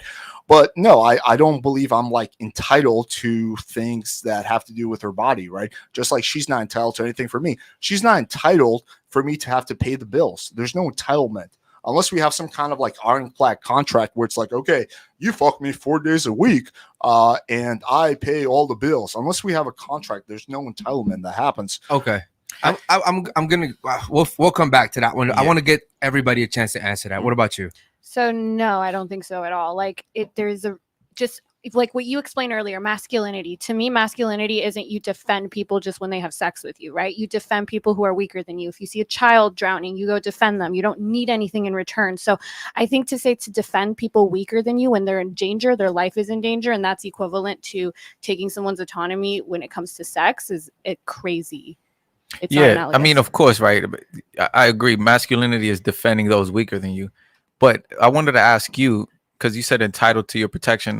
Now, when you enter in a relationship with a man, you don't think that you don't think a woman should feel entitled to you protecting her as her man, as her husband? Like, I mean, like if there's any man that I even consider a friend, a family member, any of those things, but I let's wouldn't. just talk about like a sexual relationship with a man. I wouldn't date a man who didn't defend those weaker than them when shit gets rough. So Okay. that's what I would say. Now, would you give him sex when he wants? No, because I'm my own person, and Sure, I don't think this but is- don't you think? But would you agree that quality in him, right, that Mhm. attracted you to him, wouldn't that make you want to have sex with him? Yeah, I have high libido. I generally want to have sex with a lot of my partners. But if a guy ever said, "Oh, you should have sex with me right now," even though you don't feel like it, because if a gunman came in, I would defend you. I would never speak to that person again. Nah, sure, Like, I'm sure, but I mean that's not what we're saying. At least that's not what I'm saying. What I'm saying is like, for example, when you enter a marriage, let's say, right, you're about to marry this person. As a woman, don't you feel entitled to him protecting you at all times? Yes, but I would only, like I said, that is a trait that's a requirement for me. Yeah. If a requirement for him is that I have sex with him no matter what, whenever I want, and if there's a week I don't feel like the relationship's good or I just don't feel like it, and that's a problem now. And like I said, he comes to me and he's like, "Well, I still have to protect you if you're gonna die." Like, Sure, but no man is like really saying, "Hey, I'm not gonna protect you this time," or "I'm not gonna open the door for you this time because you're not giving me sex." What we're saying is that a lot of women, and you can agree or disagree. I'll ask it like this: Do you agree or disagree that a lot of women leverage sex against their significant other? I haven't done that, and none of the women that I know have done that. I don't know if there are other women that leverage sex for protection. Not for girls- protection, not for protection specifically. I mean, just in general. Depends. Like, I mean, I'm not I gonna said, have sex I with you just because I personally- don't feel like it. It doesn't necessarily have to be like their mom died. Like we don't have to get Well, that also, extreme. I think we need to What I define mean like is- leverage sex. Are we saying that like, man, I want to fuck you right now, but I'm not going to because I'm so mad at you? Or are we like, you piss me off and I don't even want to fuck with you? Because those are like kind of two different things. I or think, I'm right? stressed about something else. There's Yeah. a lot going on. I just don't feel like it. I would also say that like it also depends. For me, if I want to have sex with my girl and she doesn't want to have sex with me, then there's a reason that she's not aroused, because I don't find it difficult for me to have sex with a woman that likes me. Yeah. You I was know? going to add And- on to that. I was going to ask if you guys are answering these questions. You should answer too. I'm curious. Does it matter if your partner enjoys sex? Like when you have sex 100%. with, yeah, Yeah, I think of you should course. answer. Definitely. Yeah. Yeah. But and that's not what I'm saying, because of course you said her mom died or like whatever. Like, yeah, the extreme. of course, yeah, Yeah. you know, she's on her period or whatever. Like that, those are extremes. Like I think that Well, the The period major- shouldn't actually be a deal breaker, but yeah. like the So- majority of men, like I mean, well, at least the men that I know, right? We're not gonna. Your mom died. No, you gotta give me Right, sex, right, even right, though right. your mom died. Like Right. it's not like that. It's like a man knows how to arouse his wife, right? Like for the most part, like So in this scenario, why is she not having sex with the guys? That doesn't fucking matter. But it Eh, does. We eh, just eh, said. Well, to me, right, the way that I believe, and it's cool, you guys could agree with this, but if you're my wife, man, you that's your responsibility. Well, does it matter if give she me enjoys it then? Well, she what do you mean? She has to enjoy it. We got married, right? We got married. So If we- that's if- the answer to that if is we- no. okay, then, yes, right? no. I mean, obviously, she has to enjoy it. I'm not gonna grape her, but what I'm saying is, you're saying that a man is not entitled to give a woman his protection. I'm like, what do you mean, no? Like, absolutely. Like, my wife is gonna always be entitled to my protection, no matter what. Does Yeah, that make I sense? just a lot of the terminology you guys use is just off. Like give sex, right? Implying that you're getting something from her. Like the way I see sex, it's a mutually beneficial exchange. Yeah, but the problem is that women do things that they feel like doing, and men do things that they need to do. Would you want to have sex with her if she was like, oh, I really don't want to right now. Like, I'm just like disgusted by this. Well- I'm so stressed, but because I have to, I will. Like, is that a sex you would Well, enjoy? Well, not necessarily, but like for me, I don't have that issue. But a lot of people do have that issue. Wait, I'm curious. A I lot don't like, of what's people like a do have that situation energy. where this happens? Okay, let's Yeah. say there's a married couple. They've been married for 10 years, right? Women change if I'm not mistaken 4 times a month, right? So Women change. with like their feelings, they go through different stages every month where they may wake up one week feeling super happy and then the next week they're super sad, Damn. I right? don't think. Okay, But that's that- interesting. But, Women okay, go are ahead. very. Well, You have based a off their- different emotion every week? Well, no, not necessarily your week, Based- but I was based saying on their your hormones, cycle, you're your saying. hormones. Yes, every you guys can look this up. You guys change hormones every 4 times every month. I think Okay? I know what you're talking about. I saw this. I Yes. saw that. somewhere. And so, like one day you wake up super happy, then 2 days later you're super angry at your fucking husband for no reason, right? And so, let's say 10 years in, women, typically they get bored. I don't know what it is. For whatever reason, they don't want to have sex anymore. I still believe it's her responsibility to give her man sex. I thought you said that like men could arouse or know how to arouse their wives. Though I don't understand. I guess Well, I didn't necessarily. I think he said that, but what I'm saying is, yes, No, if Hector said I think you Or oh, Hector oh, said sorry. that, yeah. I'm sorry. Okay. yeah, what I'm saying is, it comes down to duty and responsibility. That just seems Right. like so. Here's like here's realistic scenarios that I've been through these where I understand. Sometimes a partner, either you kind of have a headache or you're just not 100% in the mood. Your partner's really horny. He's like, fuck it, we'll have sex. That's fine. Okay. Like you help them get off. They fuck you. You fuck them. Like whatever. You're like you're not 100%, but you love them and you do it for them. I think that's fine. I think anybody who's been in a long-term relationship has probably been in a scenario like, whatever, sure, why not? And you get your partner off because or you don't fuck you, whatever. But that's a lot different than like. I have to do my wifely duties or my husbandly duties. I have to go. But that's what it is, fuck though. them. That's just like I feel like that's like the But that's gonna saddest, be the worst view of sex sex. Yeah. No, I would that's, say that's that's horrible. horrible That's sex. worst case scenario, though. I mean, that's Yeah. why I think it's up to a man to be the ultimate version of himself at all times. Always be in shape, always be funny, always be Well, but that confident. gets away from the think question. of new, right? think of new ways to charm his wife, to romance his wife, or romance his girlfriend, or whatever. Like, keep her from getting bored. I think that, for example, I believe a woman falls in love with a man 5 times.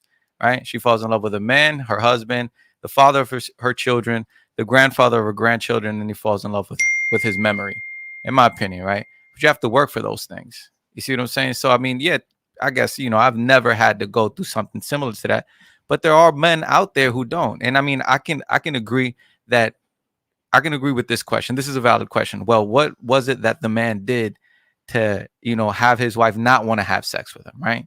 Like, So when do you think guys if ask she that, right? Didn't have sex with him, and then someone broke in the next week. He could be. You think it's okay then for like, well, we're not doing our duties now. So No, I think he still needs to protect her. But that's what I Yeah, was trying I to think say it's is still that for his the duty, men, yeah. yes, for the men, we're always gonna do what we're supposed Even to if we do. don't feel like it. Yeah. But women get to choose when they want to do it and when they don't want to do it. That's the difference. Because let's just say, Wait, I don't even agree with that. I don't understand what that means. What? Like men get to choose and women don't choose. Like what are some responsibilities that women can like for instance, if you've got like a kid, A woman can't be like, I'm just gonna let my baby sit here and scream all day until they die, right? Like that's, or if you've got to like pick your kids up from school because you're the woman, you like drop them off for like sports or whatever. Like you have to do these things, otherwise CPS is gonna get called.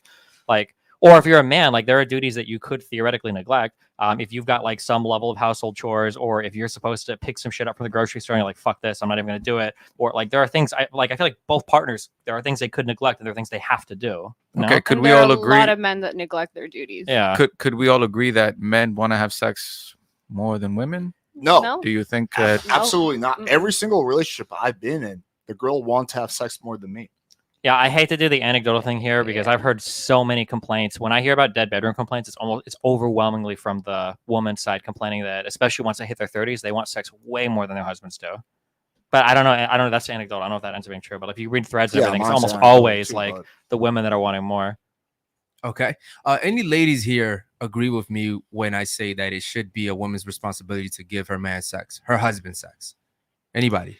Yes. Yeah, You do? I Okay. agree. Can you guys please speak up on I that? think it's situational for me. You think it's situational? Mhm. Okay. What about you? I mean, I just feel like in a marriage, you're supposed to do that for each other. You're supposed to want to give your husband sex, and he's supposed to want to protect you. I don't think we can sit here and describe certain situations all day, but as a woman, if you want to have the good marriage, you'll give your man the sex that he needs. So, Should the man give the girl sex? I mean, if you're married, Yeah. yes, isn't that the vow to protect? So you're No, not. no, I'm not talking about protection. I'm talking about as a husband, should you give your wife sex? And is there like a requirement on how many times? Like, Like, if he wants to have let's sex say you're every not in the day, mood is that her and she duty? wants to fuck. Should you give her sex? Yes, I think he should. I would say too that like it depends on what kind of relationship you're in, because typically the relationships that I find myself in, I would actually say that the women want to have more sex than I do, and I'm also because I'm busy, you know, I'm on my purpose, looking at deals, looking at this, you know, and then I actually see it as a duty on my end to have sex with her in a certain situation, because I understand that also helps me keep her in line. But do you you know? ever say no? You said Yeah, you say yeah. no, Yeah, I say no. It depends on what I got going on, because my purpose always comes but first. the majority of the times you say yes to it, even if you don't feel like it. Majority of the times, I wouldn't say majority of the time. It depends on what I got going on. Like Okay. if, let's say, for example, we're with each other and we have, like if we have sex, we have sex. But if I'm working and I'm busy and she wants to come down and suck my dick, I mean, you know, it depends on what kind of work day that is. But But it's a specific kind of man, though. Yeah. Yeah, and And 'cause I- I was gonna and- add and to I your think- point, bro, when you said, in your experience, like the majority of women want to have more sex. Like, I think it's a specific kind of man that can get that kind of attention. Like, not all men can get women to want to have sex with them at all times. I think most men are pretty much, you know, they're married, they're sexless, they're not having sex with their wife because their wife doesn't want to, or the majority of men, like, their wife don't respect them like that, like they used to when they were young. And of course, it falls back on a man to a certain degree, because maybe he let himself go, or he's not working on the things that he did to attract her in the first place. So to add on that, like, I would argue that it takes a certain caliber of man. Like, and I think Well- your name is go Alex, right? Yeah. Yeah, I think that's why Alex was saying, well, it depends why she's not aroused. and that's what I'm saying. Yeah, of course. It Because if depends on you're the- if you're not on your shit and you think that just because you're in a relationship that you don't have to put up with, or you don't have to keep up with your good habits and your standards as a man, because now she's just having sex with you, well, there's gonna get to a point where she's gonna lose her attraction, lose her respect, and then start to be like, oh, I don't feel like it more often than not. But if you're always on your grind, always leveling up, it's a lot easier for her to always want it more than you. I'd also say like we need like a better comparison too, because we're saying like we're comparing, is she entitled to the protection and then is he entitled to the sex? Sex might be a thing that you have to do. It could be once a day, it could be Yeah, a few that times was a my week. question. Protection is like most men their entire lives are never gonna have to defend their woman. It's like Yeah. a lethal threat. And So like these are not like equal things. How That's often valid. is she That- like the entitlement to sex? How often a month? Well, let's do this. That's valid. That's valid. I was gonna bring that up. Then I was gonna ask you guys. Then what do you think would be an accurate comparison with sex? If we were to compare, right, duties, let's say, because we said duties, right, as a wife, it's a wife's duty to please her husband. What would be the equivalent in that case, other than protection? And if you guys don't think protection is an equal trade-off, So basically, what makes a girl give it up? no, what would, like, so for example, you know, the I understand. sex And yeah, I know protection what was you're brought up, saying. right? I'd say paying all Okay, the bills. if we're not gonna, I was just if we're about not to say gonna, the I'd same say thing. paying all the bills, bro. if we're not gonna use protection, what would we use then to compare to sex as a duty? Paying Like- all the bills. Like, Because no, you When we say said paying all the- earlier. when we say paying all the bills, how many men today? How many people Well- are in well- single earning relationships? Yeah. With no Sure, kids? we'll That's touch on true that, but too. but Yeah. I want to ask you, Destiny. Like earlier, you said we can't use protection, right? Because you know, It's not really. You're not really doing is that that- much. yeah. So what would you compare? I don't view sex this way at all. So I have Oh, no okay. idea. Like in my view of a relationship, sex is something that both people want to do. There are Mhm. going to be times when both people don't want to do it, and in those times, if it's a good relationship, you fucking do it anyway because it's your partner and you want to, Yeah. you want them to enjoy it. But like this idea of like a very one-sided thing where like the woman is giving it up as like an obligation or duty, that, in my opinion, Mhm. not to pass judgment, that's a really toxic view of sex. I would hate to be involved with any type of sexual relationship that way. That just seems really sad. So to me. like you know, a trade-off kind of view at it. That's what you're saying. outside of like fetish play or something, no, the idea that you're literally like buying a relationship with sex, I just think is it just doesn't sound like a good time. So Like, why do you think people have sex? Like why do you because they think both enjoy it. that's the only reason why a woman would qualify a man good enough to open her legs? What are you asking? So you're saying that the only reason why men and women have sex is because they enjoy it. That's what you're saying? it's an enjoyable thing. I mean, there's going to be qualifications for why you enjoy it with that person, if that's what you're asking. Like a woman's not even a guy. Sometimes won't just fuck anybody. Yeah. Would you say that a woman having sex with a man is a certain level of investment from that woman, like her opening her legs up for that man? Would you say that takes some level of investment of her to be like, okay, I qualify this guy to put his dick inside of me? Depends on the girl. And it depends on what you mean by investment. Yeah, she could just be fucking you for money if that's your question. I do want to let you speak because you wanted to speak Yeah. about it as well, right? So from my point of views, so I'm very traditional, and I believe, like we were talking about, like equal. So as a woman, you're supposed to be more submissive. So you're supposed to be taking care of your man, serving your man, cooking for your man, giving him pleasure whenever he wants it. Now, from man's side, he protects his woman, he provides for his woman, he leads, he's the leader in the group in between. So that's why when I was listening, I'm sitting back, I'm like, okay, this does not make sense. But from my side, I'm like, this is the trade-offs. The woman gives this, the man gives this. It's that When you simple. say, okay, I got it. I'm so curious. When you say provides and stuff, are you saying like the woman is not working and there are no kids involved?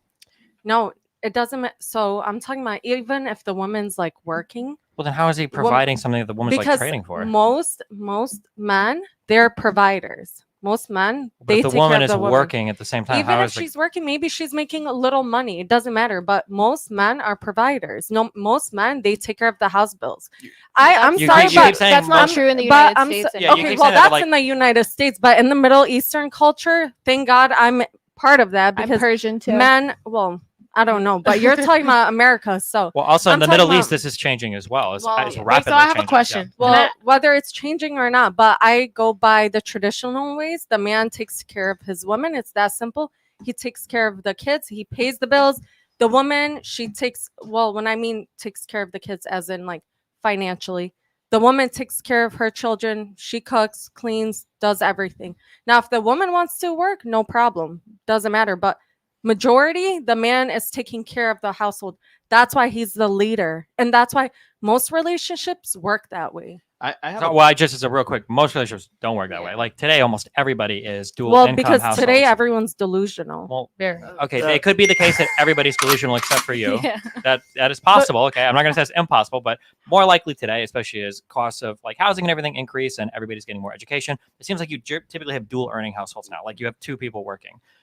That's going to be the vast majority of the case. If you want to talk about like a woman's quote unquote obligations, if it's literally just a man working and the woman is not working and there's no kids involved, my answer might change significantly there. But I don't know what the fuck. I don't think how many guys here or girls are in relationships where the guy is working, the woman is a stay at home something, and there are no kids involved. Is anybody here in a relationship And like just that? to add to that, in the U.S., half of households now, the woman's making as much or more. So I have this a is not the question. majority. So are you saying that a woman that in a relationship in a household, they can both work, but the man can still be the provider? Just because the woman's Mhm. working doesn't mean that he's not Wait, what does provider mean? Providing's taking care of the bills, taking care of. Wait, so where the fuck is her money going? I mean, so that goes into my next question. So do you believe? Well, obviously you don't, but do you think that? So like my relationship, for example, I work like from home, do whatever. So my money is my money, but his money is our money. Fuck that shit. How is that Absolutely not. dynamic? Oh shit! No way. No? Well, do you guys have kids? No, we don't. The fuck that. Absolutely not. fuck No that. shot. I agree with That sounds Destiny. wild. I don't think even since I was 17, it's always been both of us are working. I can't I imagine. mean, I do work, but I don't clock in and out. I don't work a 9 to 5, but I have my. Yeah, but like the only way you can work your job is probably if your husband or boyfriend pays all the bills for like the house and everything, right? What do you mean? So you're saying? If you're working from a home that he's paying for, why are you keeping all the money? Yeah. Nobody giving but him so sex you're whenever making he it, wants? You're making it seem. I'm not saying that I'm just holding my money hostage and I don't spend it at all. Like no, of course I do stuff for the home. If there's stuff that needs to be bought, I do that. But for the majority of the situation, he is the provider. I have a question for you, Ashley. Would Yeah. you ever insanely unfair? Would you ever let him manage your money? He does actually. Okay. So you work, you make money. He takes care of all the big expenses. Yeah. However, you rely on his vision as to how you guys are gonna grow in the relationship to manage that money. Like if he's saying right now, babe, we're not gonna spend this amount because we're trying to do this, then that's what we're doing. So you're ultimately contributing to his purpose because you believe that his purpose will ultimately make your life even better and you'll be happier. Yes. Okay. Yes. Wait, going back to I think Eric's question, where he was talking about describing the dynamic. Why would a girl have sex? What is she getting like in return? I think this is like one of the worst ways to look at it because it's basically like assumes that sex is not something that's beneficial for the woman, but actually if you fuck a girl really well, is just as, if not significantly more beneficial for the girl. What does she get out of that? Multiple, time? What do you multiple orgasms? screaming orgasms. Yeah. A guy's gonna come once during sex, maybe twice. A girl can come 5, 10 times. Yeah. I mean, no, that is true, 100%. But I think we're just looking at sex from But just yeah, a pleasurable you're not looking at standpoint, sex not as from far what as its purpose. Like, I being mean, to meaningful. procreate. You're just using it for like playtime. Meaningful sex is like either romantic or for kids, but you guys are Why saying is that for kids? Because that's how kids are made generally. So you're saying that you can only, as an adult, you can just only have sex just for the No, I'm saying I said that's two not what things. he I said said at all. usually when people that engage with sex heavily talk about meaningful sex, usually it's in the context of either it's like a romantic bonding thing or you're trying to have kids. I've never heard meaningful sex defined as like sex that you do under the obligations of a wife to a husband. Because you guys are taking it as far as like she has no choice because she's married, she has to give sex. I feel like in order to make a marriage work, you will give your husband sex just like he will provide for you because that's how it works. Something that Alex said, and maybe we actually all agree. I think it's sometimes just the words you guys use. So, for instance, if you were to say, like, is a man entitled to sex from his wife? I feel like there's some of the table who say no. But if you were to say, is it fair for a man to expect sex from his wife? I think most of us would agree the answer is probably yes. So you just right? think it's the semantics behind it? We say semantics. I don't think it's just semantics. Entitled, It's like not the just implication semantics. for entitled It's is that just the like words that even we're if you don't using. want it, like you got to fucking do this shit, and I'm entitled. I deserve this. But like expect is like, well, in a relationship, there are basic needs that everybody needs fulfilled. Sexual needs are really important. You should be able to expect that from your partner. You know, that's why I said even before, I'm sure most people have been in a relationship where they're not like 100% wanting to do it, but like, you know, they'll get the runner off because it's okay for the partner to have that expectation. Like my partner's going to help me like orgasm or whatever, right? No. Yeah, but I think there's a big difference between like expectations versus entitlement. What? No, I don't think it's just semantics. I think what they're describing, no offense, is a quasi sugar daddy type of relationship where, hey, she fucks the guy and he pays the bills type of thing. That's a quasi. I feel like if I'm still manning there's- their argument, I think that the idea is more like your husband comes home from work, he just did all the shit, and you're kind of like not feeling 100%. You're like, fuck, it's my husband, you know, he's providing for shit. Like I should go down and blow him or fuck him. I You know? think that there's that's roles. the There's question roles is, that what is women the have girl and there's getting roles in that men return? have. That's correct. What? Sorry. There's roles that men have and there's roles that women have. I don't think it's a I don't it's a think they sugar believe in daddy. gender roles. I don't think it's like Well, a, that's not true at all. I don't, You just assume free that. Okay, for I all. tried. Never mind. I don't- we do disagree a lot, probably. I don't think it's just like I don't think it's like I pay so I need sex. Like that's like Yeah. you know, it's not like that. I think That's how that they're it's taking it. But the assumption in the question is like, okay, but what is the girl getting in return for giving you sex? no. So Or- that's why I said like let's take protection out, right? Like a man is supposed to protect those weaker than him. We agreed with that, right? Unanimously, correct? Sure. So what are we gonna what do we compare then in a scenario like that? to where it's like sex. a woman. When you do the The finances, girl is then getting it'd be- sex in return. Yeah, actually, here's the thing. How many people can we, or if you want to ask a poll, how many people here think that sex benefits one side of the relationship more than the other? Like, do you want to like raise your hand if you think like one person benefits more from sex than the other person in a relationship? One person like always enjoys it more or wants it more, has fun with it more than the other side. Nobody feels that way? No. Okay, well, if nobody feels that way, then we don't have to even talk about the entitlement or expectation of sex. Because both sides are always then going to want it, there's right? Then it should nothing be, that needs to be done in exchange since both parties are benefiting Yeah. from it equally. Sure. Well, actually, what about a prostitute? You know, I think that. All right. Hold on. Let's get to the super chats real quick. Let's pull them up, please. Go ahead. Jonathan said, "Gentlemen and ladies, should prostitution be legalized in the United States, and why?" That's We'll what start with you, OnlyFans is. Alex. Personally, I believe yes. I think that generally speaking, it will cut down on crime because it will be regulated. I think that also it can be taxed, so the government will get a cut of it. I think that by keeping it illegal, it costs people to get hurt. There's no, testing that gets done in countries like Amsterdam where you have to get tested, whatever, every so often. So yeah, I mean, I look at it the same way as marijuana. I think it should be legalized and regulated. Okay. What about you, Jasmine? What do you think? I think I a little bit disagree with him. I think it should be decriminalized instead of legalized at this moment, just because the data we have on places like New Zealand that have done the decrim model seem to be a little more successful than like Nevada and other places that have done the legalization model. But yeah, it seems to have the best benefits for the sex workers, the Johns, and society. Wasn't it decriminalized in California though?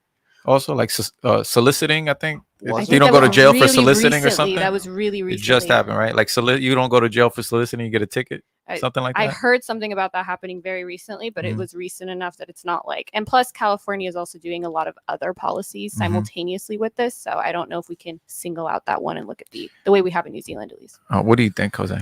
Yeah, I mean, I actually think it should. You guys might be surprised with that answer. I actually think it should, and the reason why is because let's say a girl chooses to become a prostitute, she's gonna have to deal with whatever consequences come from those choices. And not everybody's gonna necessarily look up to that girl and be like, oh, like now I could do this, because it's our job to educate, our people and everybody that comes before us. Damn. So I actually think that it should be legalized. Okay. What about you, Ron? I don't think so. I think the world is already corrupt, so we don't need to make it any worse. Yeah. Okay. What do you think? I agree with her, but it doesn't have anything to do with me. So I just like, why not? Like, why not? It's not gonna affect me anyway. Destiny, what do you think? Yeah, two people want to buy and sell sex. I think they should be allowed to. Fuck it. Mhm. Ashley? I don't know, because after what he said, I feel like, yeah, like make it legalized so women can be held accountable for their actions. So yeah, I guess I'll say yes to that. There you go. I changed your Wow. mind. You Okay. did. You Amazing. did. What about you? Annie? Well, similar to pro-choice, pro-prostitution. I mean, it's the woman's body at the end of the day. So if she chooses to give it away to people Women gotta for money, learn. by all means, have at it, girl. Okay. Just Wow, so I okay. mean, they'll learn Fair enough. how to learn Yeah. their Do me a value. favor. Let's get through the rest of the super chats. Go ahead, please. Shouts out to Kevin Rodriguez. He said, men have historically been the leaders in their household, have provided protection for their families, their tribes, because of their obvious biological advantages over women. This is the reason why humanity has prospered for a millennia. Prospered. Prospered, yeah. okay. Fact. Prospered for millennia. Okay. Shout out to you, homie. Let's get to another one, please. The Okay. next one. Kevin Rodriguez said, money and status will get your foot in the door. Game and life, sexual experience will seal the deal.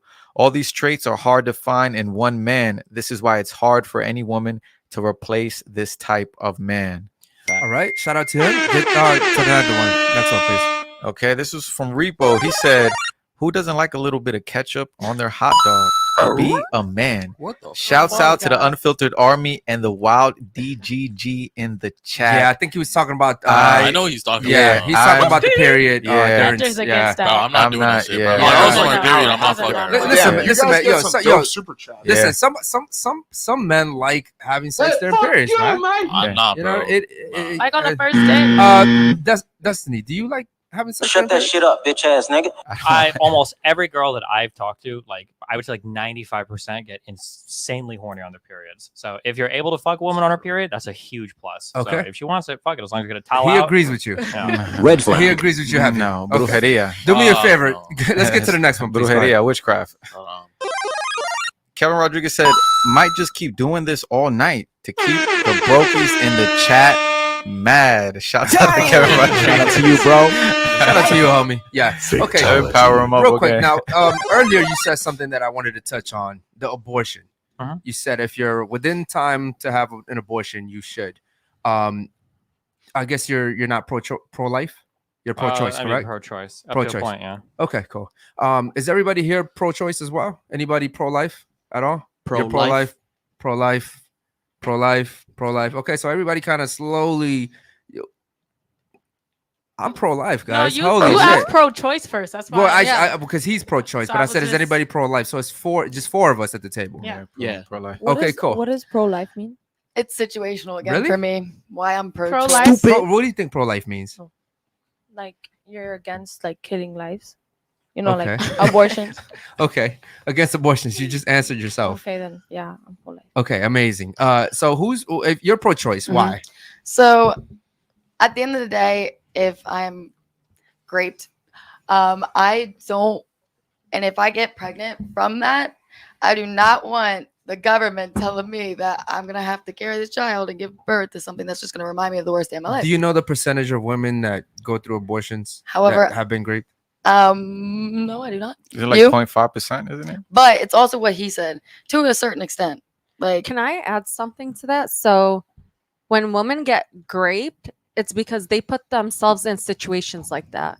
They should not be around men. They should be staying away. Like, it's common sense. Like, obviously, if you're walking at night, you know not to walk by yourself. Walk with a man. So just to get this clear, every Yeah, time I a got it. woman's raped, she put herself she's put herself in the situation. Yeah, because if she's walking down, in an alley by herself, and Is then that where you think men- the majority of this no, stuff I'm happens? just That's what I talking in think. general. If a woman if she's walking by herself and men pull up, they grape her. Like, she put herself in that situation. Okay, Why are you wait, hold walking on. down So the are you alley? saying she's What not- percentage she's in the of wrong? women- So But is I'm she in just the wrong saying for in that? general. How about It's this? I think that was just a bad example. How about this? No, but it's like a How about this? random How about this? Let's example. ask this. We'll go around the table. Where do you think the majority of crepes happen? Where? Oh, Like it the happens place? at Where? the Like club. in what I kind of feel like at the situations? club. Like They I get say drugged. we'll go start with you and we'll go around. I mean, yeah, at places where alcohol is involved, where the date grape drugs Okay, are Okay. existent, So like club, club, lounge, bar, lounge, just places where, house party, perhaps. you have your drink. Where do you think? out. I would say. You said clubs. Where do No, you I think? would say like either fathers or mothers graping. That's why I say majority Jesus of it. Christ. Y'all are That's fucking crazy. Yeah, What do deep you and think, dark. Destiny? My opinion. I thought Steven. the majority of like rapes were Steven people, or Destiny? What? Steven's good. Steven? I think it's Steven? like by people that know you in familiar places. So Yes. I don't think Yeah, it's like yes. at like clubs and stuff. I And think it might be that's- like a boyfriend or somebody That's like what in a you got, house in a or a car. home, Like, in a yeah, home. something like And that. that's what the data Yeah, but you shows said too. mothers and fathers. Well, Yeah. it's just in the home. In the home. People like- you know. That's what the Okay. statistics say. What do you think? Clubs and anywhere Not in where the there's clubs. drugs. I mean, I don't mean like inside the club. Like I'm talking about like Like after the club. you Yeah. know, like how Yeah, is it yeah, like yeah, the I understand. situation? The situation Yeah. basically. How does it happen? Okay. What do you think? Um, Alley, dark alleys. Dark alleys, maybe clubs, wherever like someone can slip drugs in, whatever it is. Okay, Yeah. Jose. But women put themselves in situations like that. Okay, so. Jose. Bro, I have no. Okay, moving on. I would say. Yeah, What about you? so, Maybe. irrespective of what I think, the data does show that it tends to be people you know, like Destiny said, and in familiar places. Oh, but familiar place is very vague. Like if you were to pick a setting or a situation, like where do you guys think? I That's pretty mean, much my sometimes ultimate it's question. like a friend. Sometimes it could be like somebody who's a family member of a friend of a family member, and it could happen in your home, their home. It doesn't. This dark alley stranger situation is a minority of this. Or like meeting somebody in a bar and they Yeah. roof you and Now rape we're you. not- Like Yeah, I think that's those are also the pretty rare. exceptions rather than the. But okay, Okay. but if you're, I'm sorry, I'll let Alex go first and then I'll go. Yeah, the data on this is extremely clear. The vast majority of rapes happen by guys the girl knows. It's friends, it's stuff like that. Frat coworkers. party, someone got drunk. too drunk type Well, situation, not or necessarily YouTubers? alcohol. Yeah, YouTuber. You gotta watch out for the YouTubers. No, it's typically friends or coworkers, stuff like that. The people the girl knows in real life. That's how most rapes happen. I feel like that's not necessarily a place. It's kind of just like who is going to be doing that to the woman. Well, you know? it can be It could be anywhere. It can be a variety of places. It could be at his house, at her house. It could be at while they go for a drive. It could be at the office after everyone leaves. I mean, it could be any number of places. But the point is that not a stranger, someone you know typically. Yes. Okay. Did you say location or the person? He said a Basically, place. like a setting. Yeah, like a setting. Like Oh. if you were to describe a Yeah. scenario, because Would it not be like maybe sex trafficking? Is that not? That's not the majority. Wait, so what do you Okay, so I think the alley thing was No, it's just the like wrong. Bad yeah, example. maybe a Scenario. wrong example. But to use, I will agree, and they probably won't agree with me on this, but I will agree that most women are putting themselves in those Oh, yeah. situations. They Yeah. do. Oh, yeah. And but the reason They why ask for it. you probably won't agree, and I don't think you agree as well, is because then it takes accountability from women. Because guess what, you just got graped. You were just minding your business and you got graped. But a lot of times, yes, women are going out to clubs and lounges, getting drunk, and then they're leaving with that guy friend that they think is really their friend. So yes, maybe you're right, it is happening by people they know, but women are putting themselves in those situations. But why is it the woman's responsibility to, in that situation, like she shouldn't be fearful just because she's being herself and is Is she being enjoying her herself time? drunk? I That's who mean, you are? Yeah, that's a good question. If she's intoxicated, is she really being herself? well, I'm saying, why is it a woman's responsibility when she goes out that she has to worry that when she leaves?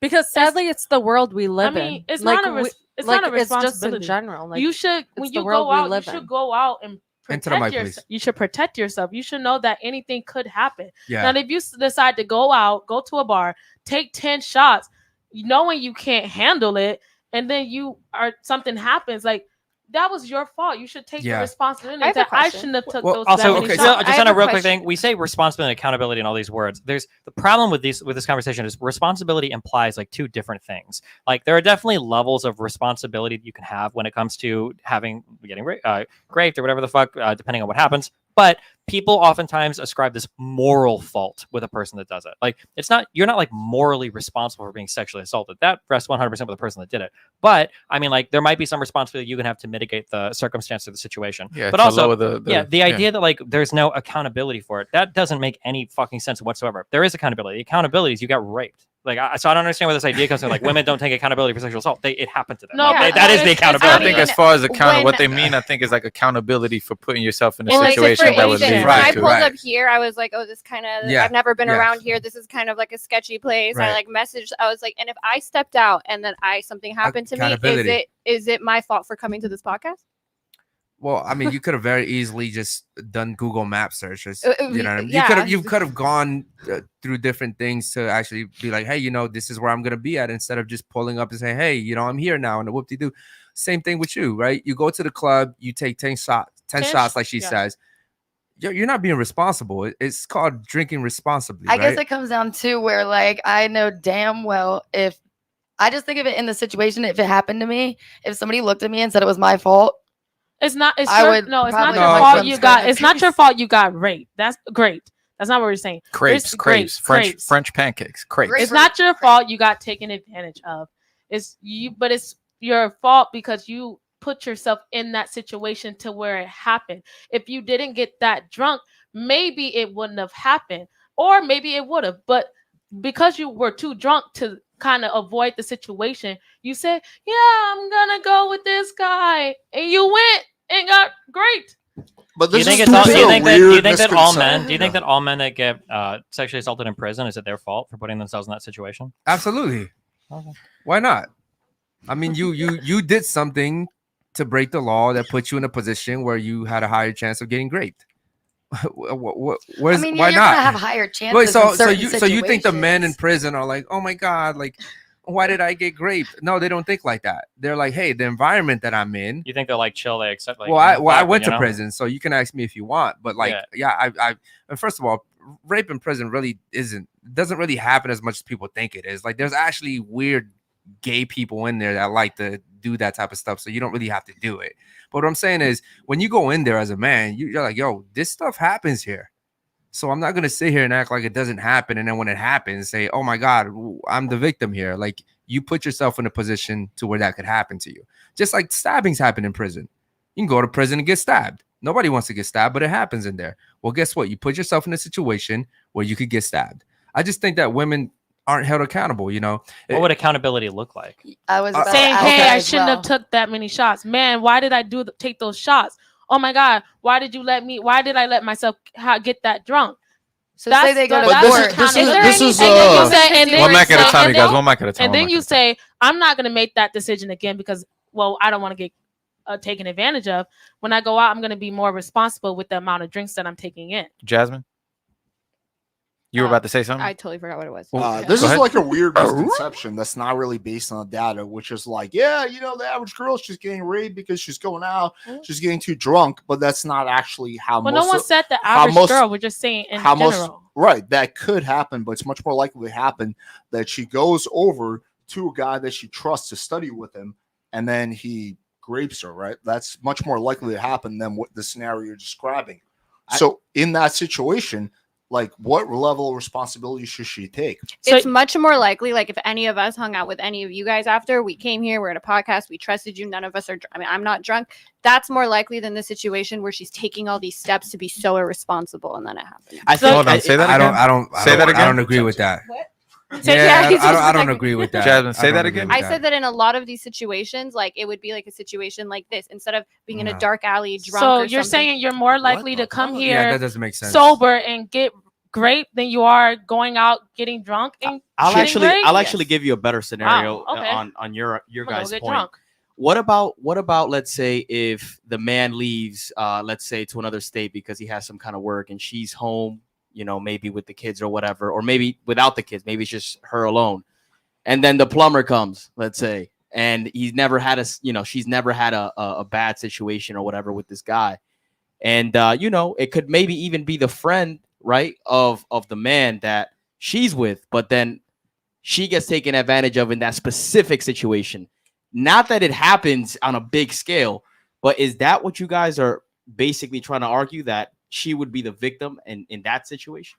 She'd be the victim in any situation, but if like according to her, would she still be responsible because the plumber came and she should have known better? Yeah, Well- but we excluded the dark alley Well, this isn't the dark scenario. alley. Yeah, no, but we excluded the dark alley scenario, and we built another scenario, which is like you go out, You're going you know, out. you had a few more drinks, Then you should and have. then you should have, and then you know a man takes advantage of you. So in this Versus situation, the scenario that you yeah. painted, that you're saying that it's more likely to happen in a situation where, you know, something similar like this, you might know someone mutual that knows another person, and it would be more likely to happen in a scenario like that. Correct? That's what you yeah, said. and what I'm saying is, so the scenario he described, you guys agree that it's not her fault, but if she's drunk, then it is her. Like, what exactly makes somebody accountable, or what does someone do to put themselves in that situation? Well, I would say that you guys are Hector and Eric. Right? Yeah.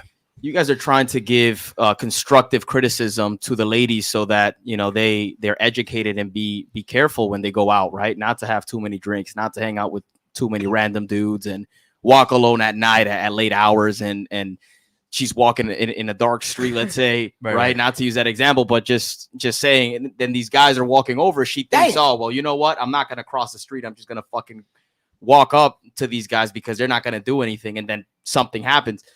You're basically saying utilize your critical thinking and not put yourselves in a position where you're more likely to get raped. Right. Yeah. mean, I think essentially. that's all fine as long as we acknowledge that that's only addressing a small part of the problem, because the vast majority of rapes happen by guys the girl knows in real life, like friends.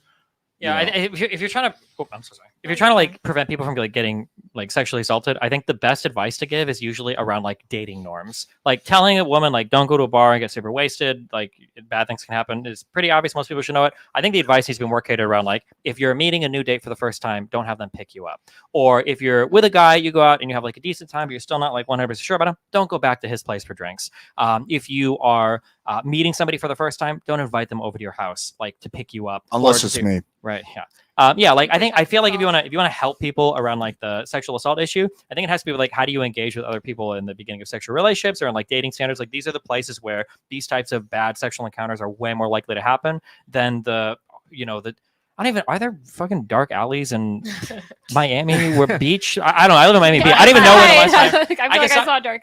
Yeah, like, do you dark walk alleys. down dark alleys? Like, where the fuck do you guys walk all the time? You're like going down dark alleys and shit. Like, I don't even know. I've been to a lot of cities. I don't. Yeah, I just feel like, of course, there's always going to be preventative measures with literally anything that we do that's possibly harmful. You know what I mean? I just feel like it's a really big extreme. Again, it might be the wording of how we're saying all of these things, like you just mentioned, but like I just feel like it's an extreme to say that like every single time a woman is sexually assaulted, that it's on her. Yeah, I mean, but that. And of course, I the didn't say plumbing every single situa- time. Yeah, the plumbing Yeah. situation. Yeah, that's a valid, scenario. But the ultimate question was the pro-life or pro-choice, right? And you had said because of Grape, right? Yeah. That was Yeah. what we had started with, right? And that was, again, like I'm a big situational person because not every situation is going to be the same ever. Mhm. You know, so like I don't believe in abortion. If you're going to use that as a birth control method, no. Isn't it like a high percentage that people are using as birth control? Yeah, that's what it's become. Yeah. And So see, I considering disagree with that. I don't actually. However, if you take away abortion, you're just introducing illegal abortions, which is something So- entirely. So which one? And I struggle with this also. Like I 100% agree that if somebody is Grape or Mhm. pregnancy issues, whatever the case may be, should have an abortion. But then, like she said, they're having a lot of women abuse abortions as far as using it as birth control. So Well, without aren't you just using it as birth control there? Isn't that the same thing? not if they're having a miscarriage or whatever the situation. Well, no, like may I'm saying, be. let's say that you get creped. Let's say that happens, and French you're like, I want to go pancakes. get an French abortion. pancakes. Aren't you just using it there as a birth Yeah, control? but that's a valid reason. I'm saying I'm against the woman who had 6 abortions Why? because that's unnecessary. If you haven't learned your lesson by at least the first or Well, second she's time, learned her lesson. She can go get an you abortion. don't make 6 mistakes. That means somebody's not giving her the correct information. She's damaging her body. I mean, but probably not as much as having the 6 children would. Again, I just feel like that's her choice. Like if she wants to fuck up, that's having what I babies struggle forever. with. That's what I'm struggling with. Like if that is true, if women are really using abortions as birth control and having 6, 7 abortions, which is damaging to your body, by the way, and if we take it away and it hurts the people who get raped or have miscarriage or whatever the situation may be, how do we fix the problem? Or Then how let's would revamp the question. When does life begin? That's We'll start with you. as soon as there's a heart. Wait, what percentage of women do you think are using birth control? I don't know. I said if that is true. I said if that is Okay. true, that majority of women are using it as birth control, that they're having 6, 7, whatever abortions, then how do we stop that? Because I'm totally against that. You're damaging your body. I don't think a woman should have that. I think that's a small percentage of women that are using it. I don't know. Are you as against birth control. everyone doing anything that damages their body? I'm- Should that be outlawed when someone wants? I to don't eat a think bunch of I don't think a pancakes? doctor should allow you to do something that's harmful to you. So if a doctor knows that I've already had 4, and that's already too much if you ask me, and then you come again with another, you don't think there's more of a problem there? Like why do you keep getting pregnant? So if you said a doctor shouldn't allow you. So if someone comes in with a heart condition, the doctor says stop. Okay, smoking, I'm stop. I'm not talking about those situations. Like I said, if they got Grape, if they have a miscarriage, whatever you want to sit here and name every certain situation, fine. Those are fine.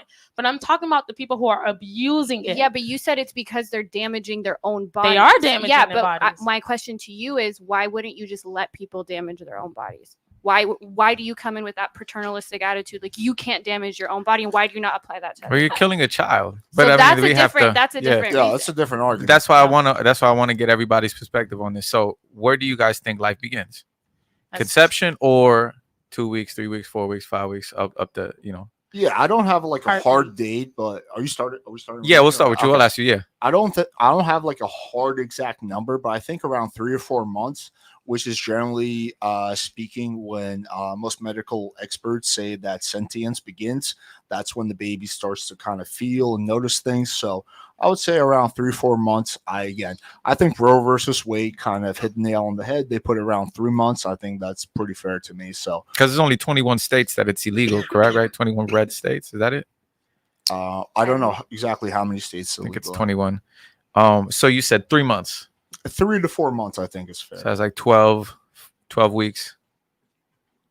Something like that. What about you, Jasmine? What do you think? Yeah, I don't know the exact science on when like When what he was when saying. do you think? Well, I would defer to people who know Seven, more okay. than me about like when consciousness and all Mhm. that begins. That's So it's only consciousness you guys would define as life, as far as when talking about like.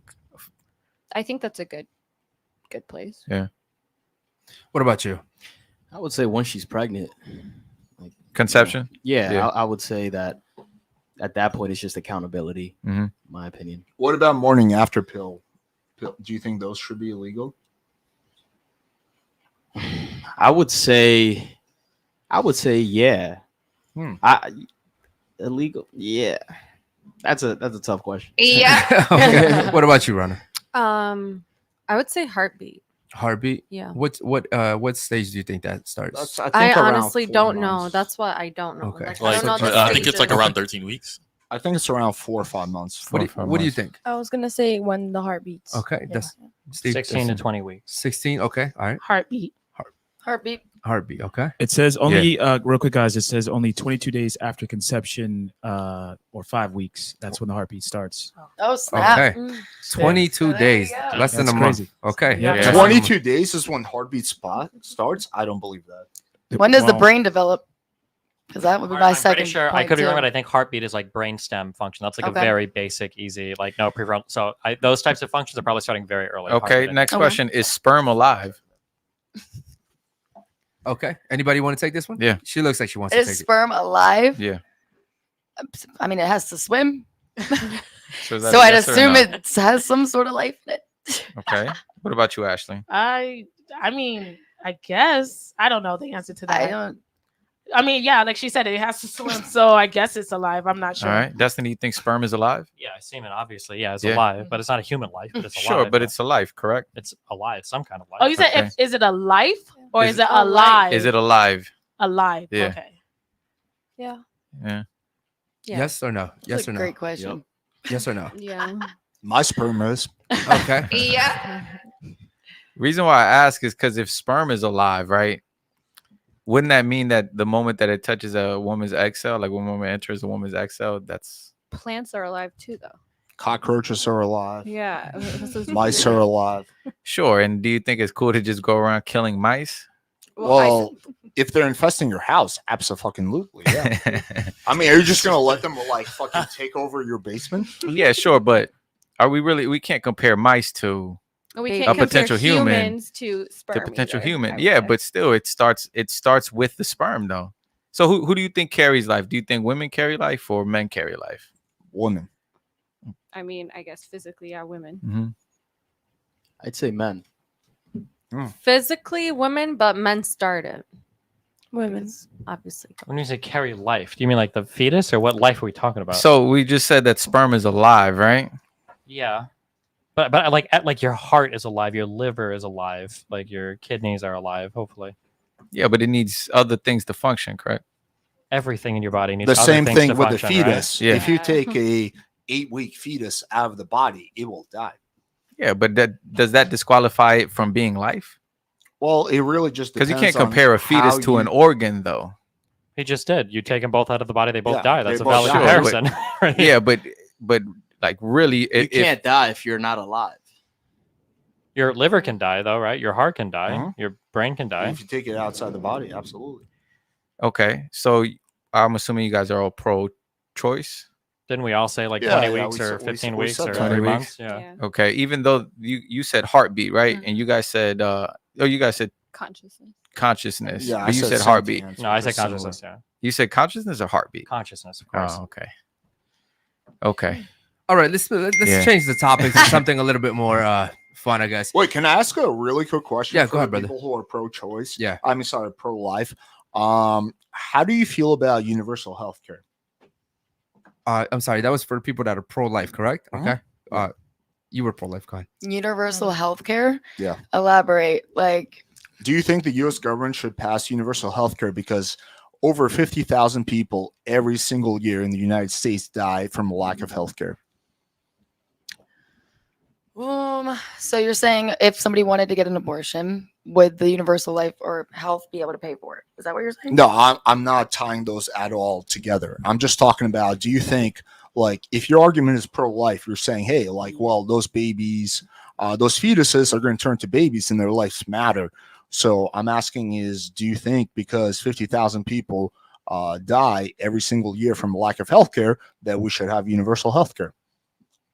Wait, are you pro-life or pro-choice? I'm pro-choice. Yeah, that's what Oh, I wait. thought. I was confused Wait. about that. Yeah. Oh my no, I bad. was, Yeah. okay. All right, do you want to take that answer? No, because I don't know much about it. I think she was pro-choice too. I'm pro-life, Oh, you were? Okay. but that's just because of where I stand as far as abortion. Wait, what was your? I want to understand your question a little bit more. See if I could answer it, Alex. Yeah. So you're saying should people be denied healthcare? No, I'm saying should the U.S. government pass universal healthcare, given the fact that over 50,000 people in the United States die every single year from a lack of healthcare?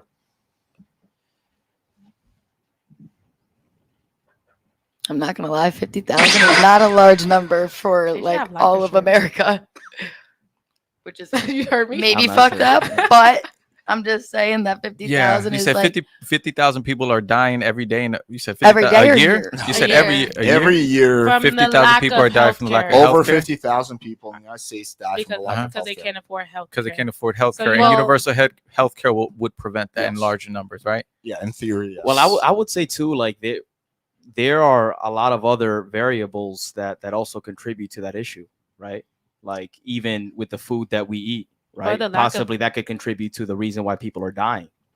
No, those 50,000 people are specifically attributed to not being able to get the medicine. Not being that able they to need. get or to afford. Well, the reason they can't get is because they can't afford it. Okay, so I'm But just having if the confusing. lifestyle, let's say for example, if the lifestyle promotes for those people to get sick to then need the medicine and then can't afford it, wouldn't that have to be also looked at in the whole issue? Sure. I'm a huge fan of eating healthy and nutritional counseling and all of that. I'm just talking about the people who literally need like diabetes medication or need a whole bunch of other drugs that they can't afford and they die because of those, right? It's over $50,000 every year in the US. So I guess if we're talking about like how fetuses' lives matter because then they turn into babies, would you say that grown adults who can't afford medicine, their lives matter less? Would grown adults' life matter less? I don't think it would matter less. Okay. I mean, I would say they need a So you would be in IUL. favor of universal healthcare? they need an IUL. I would say they need to fucking stop being fucking puppets, stop relying on the government, Get go an- make your fucking money, and an then go get IUL. your own shit. Yeah. It's that simple. Damn. Don't be a brokey. Go make money. I would say just get yourself an IUL so you can have living benefits to You cover know your it. You know medical it. payments and stuff like No offense, but none of you guys are answering the question. that. whether or not an adult life is less important than a I know, little it's- and embryo. no life well, is I would less say important than any other I life. would say I would die for my child. So I would say to a certain extent, yeah. Okay, so you do believe in universal healthcare? Is that the government healthcare? Is that what we're talking about? Because I don't I know pay much for my about- own shit, so I don't even know what much that about is. So you're talking about like doing away. You're talking about doing away with Blue Cross and Blue Shield and all these policies, right? And just everybody having universal health care around the United States, right? To where medical care is free. There's multiple ways to do it. You can have private insurance, and then for the people that don't have private insurance, you can have the government step in, offer them insurance.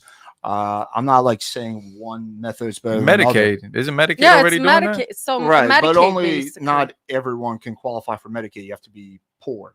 Yeah, you got to be under the poverty line, right? Right. Yeah. But there's a lot of people who die who are maybe making $30,000 a year because they don't have the money to pay for their medical bills. Mhm. All right, man. Let's switch the fucking topic. Yeah, man. please, because Holy this shit, does man. not make All right, sense. cool. I'm always confused. people. Okay, Yeah. let's go. Let's go. Feel free to switch I off. tried to understand. I do want to ask the panel a question. Do you feel like women that do OnlyFans should I guess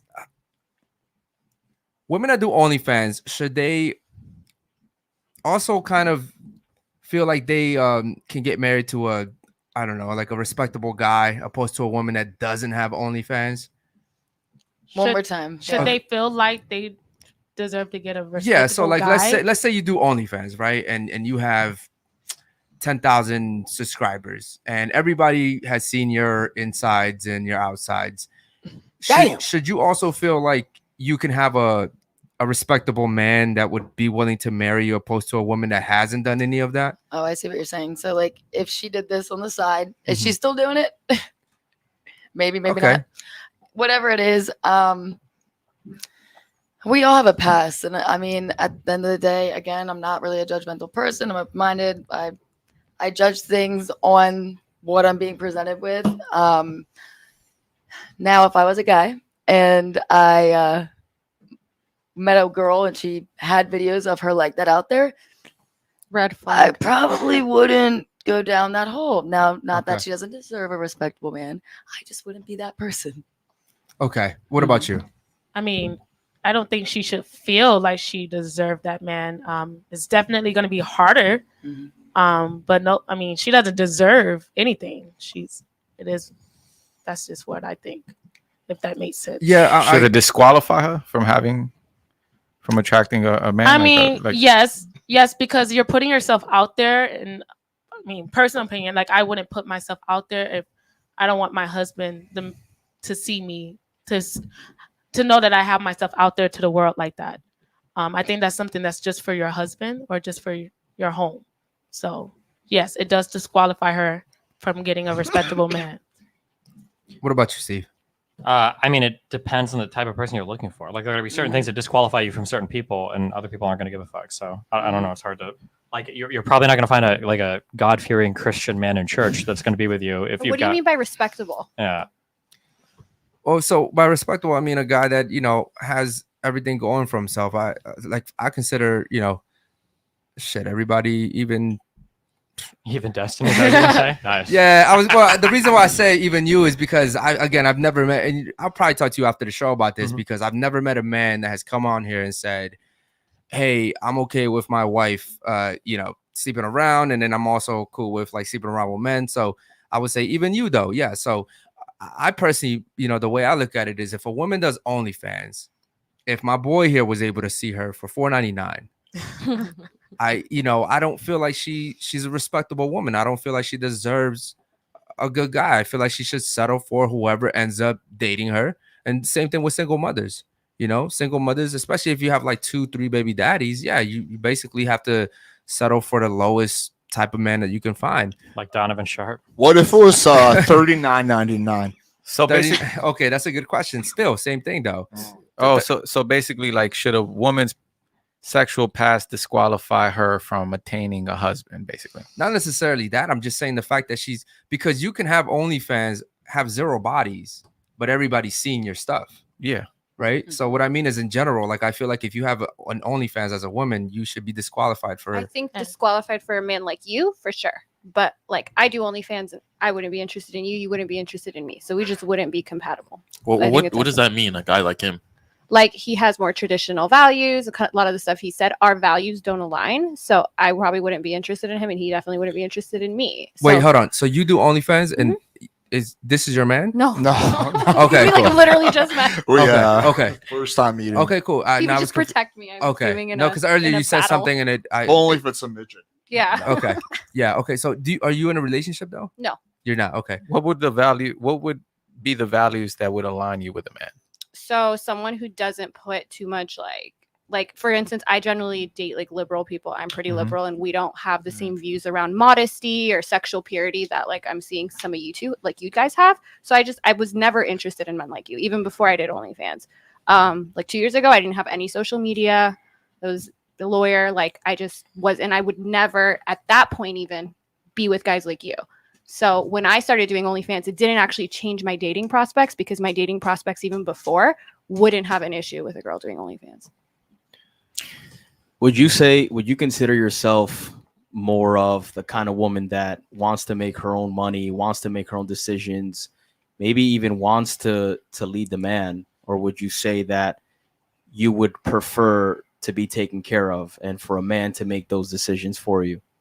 I would like a partnership, so no one's leading the other person. I have a question. You're a lawyer, or you were a lawyer? I'm still a lawyer. You're still a lawyer? Yeah. And you do OnlyFans? Yeah. Red flag. Don't they look at that? Yeah, but you're not breaking any rules. So what are they going to do? You actually have to disclose it if you do it before character and fitness, and it's not like it's breaking an ethical rule. Do you believe in marriage?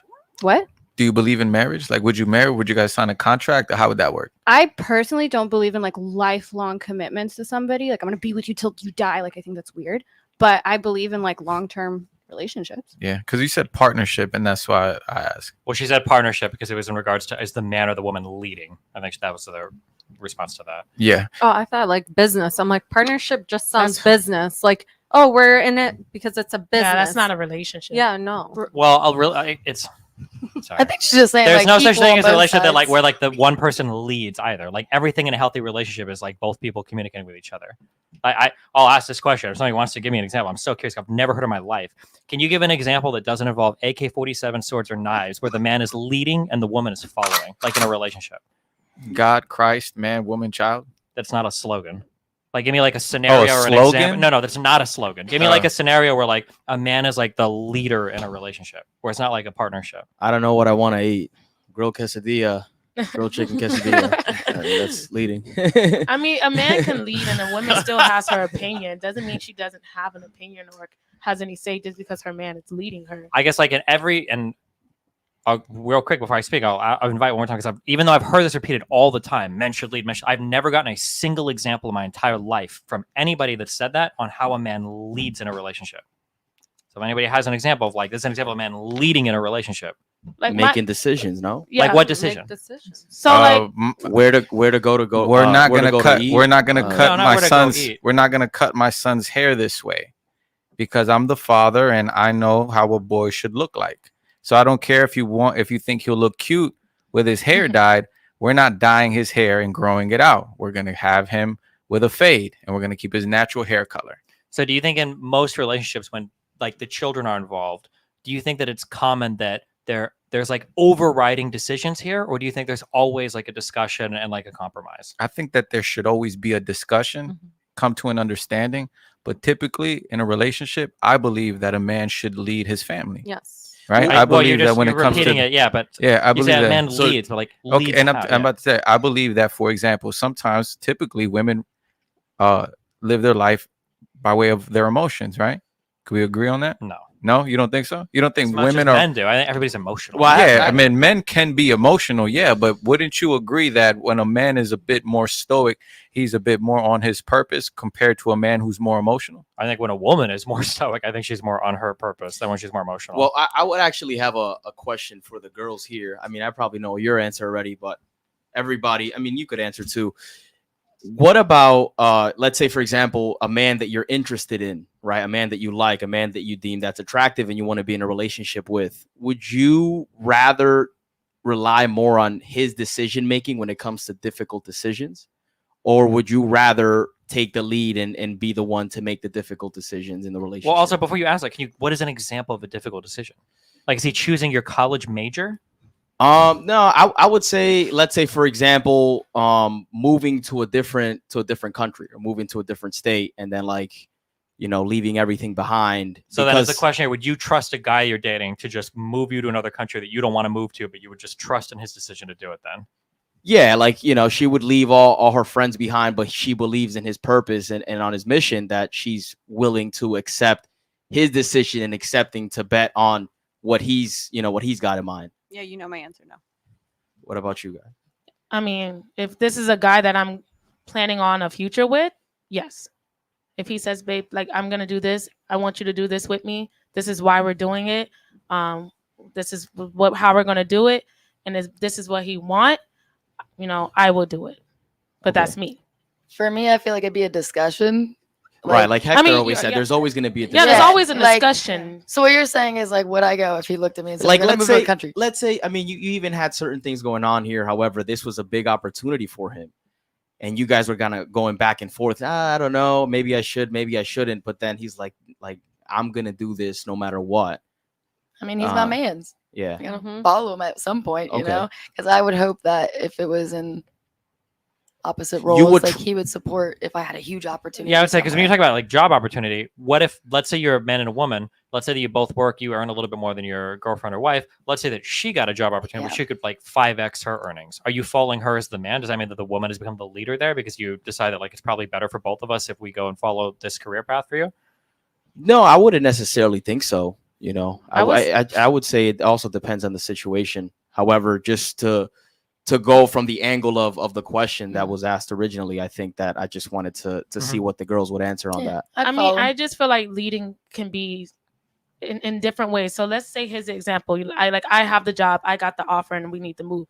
Even though I did get the job and we're moving because of me, my man is still leading that move. He's still, making sure that everything is going right for that move when we get there, and then when we get there, we're set. So just because it's at the end of the day, the man is still making the final say. Yes, we have a discussion, we come to an agreement, and then it's like he will say, okay, well, so this is what the final result is.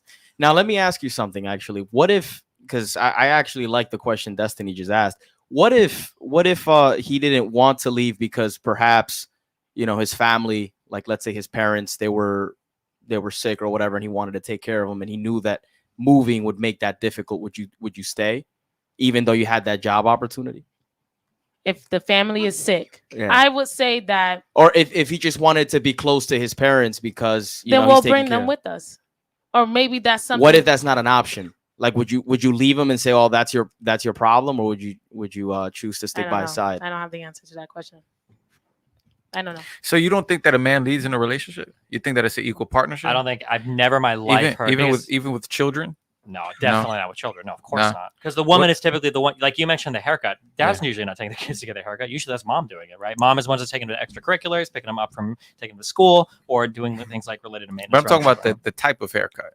I'm talking about actually taking them. I'm talking I about, feel like, let's say the girl and wants maybe to- I just know certain families or whatever. I know a lot Yeah. of Hispanic people, I grew up with a lot of black people. The idea of like the dad telling the mom what type of haircut to get the kids when the mom is the one taking the kid to get the haircut sounds like a recipe for disaster. But I don't know. Maybe I'm not sure. If the mom was doing some wild shit, if she came back and the kid had like purple dyed fucking ponytail, That's what dreadlocks, that's the example I'm saying. It's Sure, like, but yeah, it's but also yo, like I want to dye his hair. He's gonna look cuter if we dye his hair. All the soccer players are doing it. Let's dye his hair and do this, right? Put 3 lines on the side of his head, and the dad says no. We're gonna cut it this way. Wouldn't you say that she'd have to compromise, even though they had to discuss it? Yeah, they would, but that's also like a huge clash of values. Like I have a hard time believing like these two people are going to be in a relationship having kids. It could happen, but everything at the end of the day is going to be like a compromise. And how often do you see like that happen where the dad's like, "Oh, this will be really cool," and the mom's like, "Absolutely not. They're not doing that." And Yeah. then the mom is the one that gets to say, and that happens all the time. I feel like when I look I at- think that. Go Go ahead. I think that a man should lead in a situation like that. I think that right in the first few years of a child's life, he's attached to the mother's hip, correct? But after a boy starts to jump into the ages of 7, 8, 9, 10, typically when the father becomes the hero, he starts to follow the father. I think it's up to the father to raise a boy to become a man. I think that's largely true, but I think that Excuse me? Does the mom then make the decision for the Please girls? speak into the mic. Sorry, I was coughing earlier, so I was trying not to. So does the mom? So you're saying the father should make the decision for the boys and the mom should for the girls? Or? I think that a man should lead in a woman's decision on how to raise the girls, though. So he's leading for both. For both, yes. Now, there's certain things that a mother teaches a daughter that a father can't teach her. For example, femininity, gracefulness, right? Elegance, things that are in the more feminine realm compared to a boy that's things more in the masculine realm. But at the end of the day, though, for example, let's say the mom is okay with, let's just say this, right? Let's say she's okay with her wearing a skirt that's above the knee, right? And the dad's like, no, she's too young. Let's at least be below the knee. Let's say something as little as that. I think that she should listen to the father. Well, the only reason I asked that is because you said, well, the boy looks up to the dad after a certain age. Well, the daughter looks up to the mom after a certain age. So that's why I just didn't. Yeah, true. But then when she's looking for a husband, right, she looks up to the father. So she's gonna mirror the way that the father was in raising her compared. Well, a boy who's getting married is probably going to want his mother's opinion too. True. However, he's still gonna mirror the father because he's a man. He's gonna become a man, so he's gonna follow the character traits that the father has. Yeah. I feel like when I think of like every healthy relationship I've ever seen, like there tends to be not very much overlapping competence.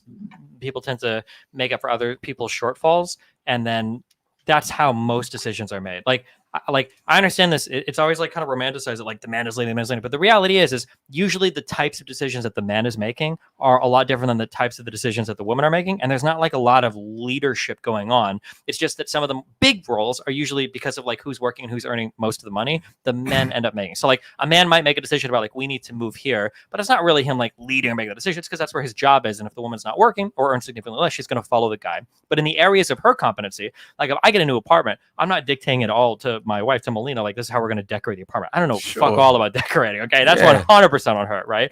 But if it's like a place like I need to live here because I'm closer for podcasts or work or whatever, like blah blah blah, then we would have that conversation. But it's never going to be like listen, I know you really want this thing as you, but I'm the man, I'm leading here. We're just going to fucking do that. Like the relationship would fall apart. I can't think of any decision with that. Yeah, I agree with Destiny on this. Then you believe in traditional gender roles.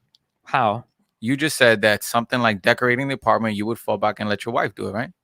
Yeah, because that's something she's good at. Okay, now what are some things that you would be good at? In terms of things, my life, almost everything in my life revolves around like my career and like money management, and stuff like that. Yeah. Okay. Wouldn't you say you lead? But I say that I lead. I don't know if in any of my relationships I've like led. It's always been like I can't think of a situation where like my girlfriend or wife, like we're not going to do that. And I'm like, well, I'm the fucking leader. Let's go. Like it's always going to be like where we move, whether we're getting an apartment or whether we're buying a house or whatever. Like these are always like a back and forth. Yeah. Yeah, but you consult with your wife before you make a big decision, right? Yeah, of course. Okay, but let's say you have to relocate because of your career. Would you relocate still, even though she's not that okay with it? I think it would super depend. And if it was to happen, like if a sacrifice was made there on her end, then it's going to be something that I'm going to have to make up for. So for instance, originally when I moved to California, that was a big sacrifice for her. She didn't want to go to the United States at all, but like California was like a way outside of her comfort zone. She had just been in New Zealand for a while. She comes from Sweden, like California was not her place. But then afterwards, we were looking for a place to move next because I had my 3 years in California and I was like, whatever. She was like, I really want to go to Florida because it's on the beach, East Coast, good weather. And I was like, okay, fuck it, we'll move to Florida and we'll do that. So yeah, like that's an example where, like technically she led, I guess, us moving to Florida because I don't think I would have moved here, but I kind of led like moving to California. She definitely wouldn't want to move there. So it's just hard to say like clearly there's like a leader in this. Like it feels like it's always a consultation back and forth. But if you said no to her moving to Florida, do you think she would have still went to Florida? If I said no to her moving to Florida, I mean, it would depend on my rationalization. Like I would have to give a really good argument for staying to California. I would have to win her.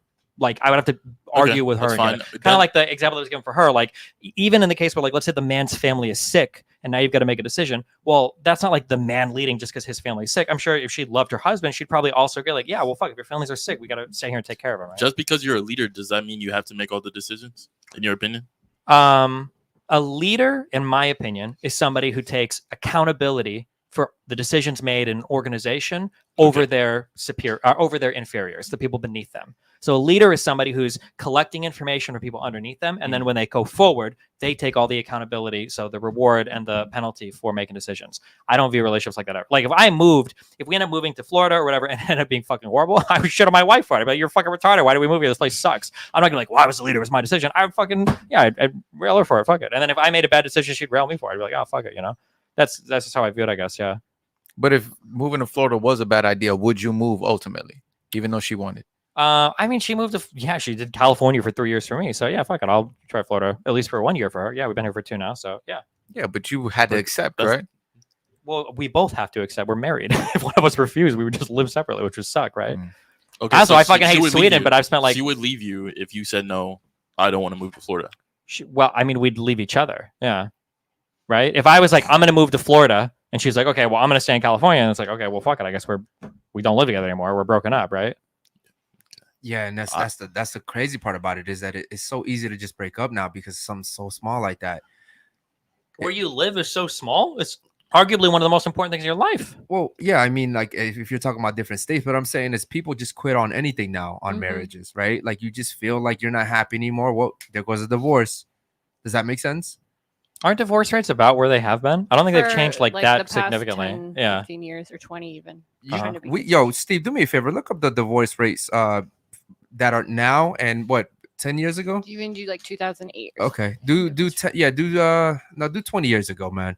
Let's look that up real quick. I just think people quit too easily now on relationships. People even quit easily on being parents. To be honest, nowadays.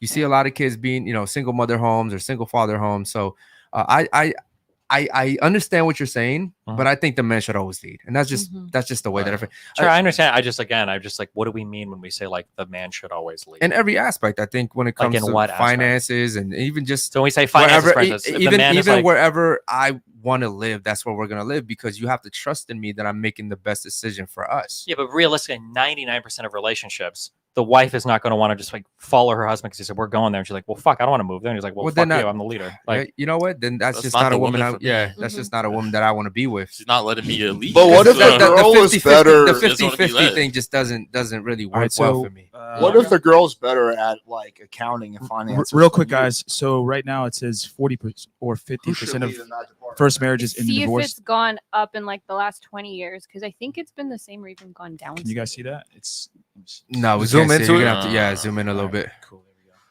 I think this is from. You said, what did we say? 2008, or we said here. Yeah, she wanted to look at 2008. Yeah, I think I didn't want to say this until I was sure, but it's going down, the divorce rates, from at least the last 15, 20 years is what I remember, or they're the same. But I would need to check that. Yeah, I'm sorry. Okay. No, I'm sorry. Did you understand what I was trying to say, though? For me personally, that just wouldn't be the woman for me. If you're not going to follow my lead, the 50-50 thing just doesn't work well for me. That's like a roommate. Sure. This is what I'll say, like broadly speaking. Like I can agree with the types of things when we talk about a man being a leader, the woman owing sex, all of that, blah, blah, blah. Like I can kind of get on board with that. But if these relationships are going to work, then you as a man, you have to be like 100% doing everything that you're like in your traditional role. That means the wife doesn't need to be working. Yes. She's exclusively at home, like taking care of herself. You're providing for the family 100%, every bill, all the financial stuff. Yep. And if that's the arrangement you want, I mean, I guess it's just a different style of relationship, but it feels like the vast majority of people in society are gravitating away from those relationship styles today. And I'll hear people talk about like, this is my role as a man and your role as a woman, and they're both working like 40 hours a week. And I was like, wait, what? What is the roles here? Or sometimes I'll hear, even in these red pill spaces, like women talk about, oh, like I'm a stay-at-home mom. Stay-at-home mom? You don't have any kids. What do you mean you're a stay-at-home mom? Yeah, you're just a woman that lives at a guy's house. So yeah, I don't know. But if people want to do the traditional roles, if they're both doing it exceedingly well, that's fine. But most people today, like most households, are like dual earner households, and people are doing a lot of responsibilities from each other's lives, I guess. Okay. So we're gonna play a game. We'll lighten up the mood a little bit. This is a game that we like to call "You Can't Be That Stupid." Where we're gonna ask you guys 5th grade level questions to see if you really are that stupid. So we're gonna start with you, Miss Annie. Oh dear. What is the hardest mineral? Fucking no. Jesus. I'm happy it's not just me. A rock. Stupid. A diamond. Oh. Okay. This one's for you, Ashley. Oh gosh. On the periodic table, which element is represented by the letter N?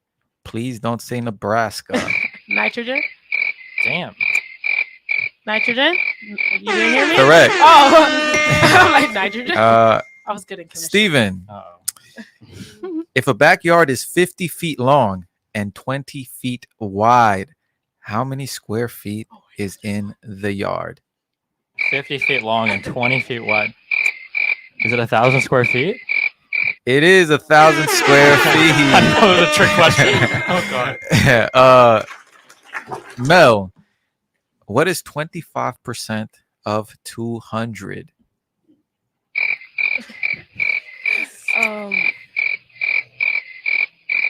175. I might. 50. Oh, okay. I'm like Stupid. Idiots. Arana, which ancient? Wait, you guys don't do it? We No, we assume don't you do guys it. all know the answers? Yeah, I have the answers right here in my hand. Okay. Rana, which ancient civilization invented the modern day calendar? Is it the Romans? The Roman Empire. Yes, it is the Romans. Oh, it was. I was gonna say Mayans. I know, I was gonna say Mayans is like a fucking guess. That was good, Rana. Okay. that was stupid. Jose, what is the center of a cell called? Oh, this is Nucleus. It is in fact the nucleus. Jasmine, which is the largest and deepest ocean in the world? Please don't say my vagina. You know this. You know this. Pacific. Yes. It is in fact the She's college Pacific educated. Ocean. All right, College well, educated. Alex, Bobby's Bakery sells 94 birthday cakes per day at $15 each. That's 94 birthday cakes per day at $15 each. How much money will he make in 4 days? All right, we gotta do the math here. So 94 per day at $15 each. So we have to multiply by 10. It's 940. And then we do half of that for the 5. That would come out to 140, 400, and 500 and 470. So what did I say was the first number? It was okay. I'll do it again. 21. Really, nigga? Give me the number Really, again. He said, "I'm not going." He said, "You gotta run that shit back." I ain't feeling stupid out here. All right, I'll do it a different way. Give me the numbers again. 94 birthday cakes per day 94. at $15 each. Okay. How much money will he make in 4 days? Okay, so we just take 94 and multiply by 60. Let's see if I do 94 by 60. If I do, okay, I'll just do 100 by 60. That comes out to 100 by 60. That comes Really, out to nigga? 6,000. Well, this is a fucking tough question. Okay. That comes out to 1,000, and then we have to take 6 and Shut that shit divide up, it bitch by, ass nigga. Fucking, was it 4 days or 5 days? 4 days. Someone get him a piece of paper. Yeah, $5,520. Fuck that. I don't like math questions. I was gonna say, Alex, I got my math question right away, so you're basically an idiot. Yeah, you know? yours was a lot easier. You know what though? I He commend you on didn't that. give up. I He did commend not you. give up. Yeah. Yeah. Committed. I really commend And you. you, If I had a piece of paper, I could have done Yeah. it. and you really didn't give up. That's very amazing right there. And that was another segment What of was it? What was the answer? And then can you walk us back? 5,520. Okay, and how did you arrive at that? Because it's written on Yeah. the. I Because wanna- it's you- written you on the could thing. work Just backwards answer, and get You It's guys written should on do the thing. questions too. I do have a question because I am seeing the chat say this a lot. I'm sorry, I'm reading through the chat. Yeah. So apparently you had a situation where your wife was with a man and you were there to watch it. Oh my god. Yeah, so usually I sit in the corner crying. Where no, No, you weren't there. no, this is like the cuckold joke. or whatever. Oh, okay. Yeah. Wait, so that didn't happen because No. okay, they're going crazy in the chat saying about it. Okay, that's kind of weird then. People have So a lot the of rumor- sexual fantasies involving my sex life. So that rumor started just because you were Because open the about joke the is that, situation. yeah, because Oh, the okay. joke is I'm a Gotcha. cuckold, and Okay. cucks Yeah, like yeah. sit in the corner and cry when their wife is fucking do somebody. you feel like now, especially that I mean, obviously you have a reputation and you have a following. Do you get a lot of hate for that? Yeah, of course. Yeah, How do you deal with it?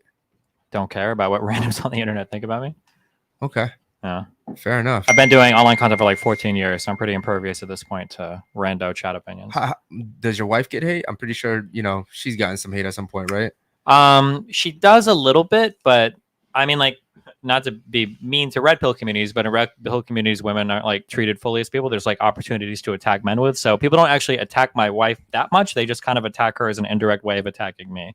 So like more people have DM'd me saying that like my wife is a whore than have DM'd her calling her a whore, basically, because Gotcha. it's supposed to Damn. bother me more than her, I guess. Yeah. Yeah, or probably she's not that easy to find. She's easy to just- find. She's a pretty big streamer. She's got a Fansly. Go subscribe. Yeah, you can find her on Twitter and Instagram Shameless and all plug. that. Yeah. What? Okay, cool. Yeah, Shameless plug. I'll check her out. Yeah, I'm be honest, I haven't.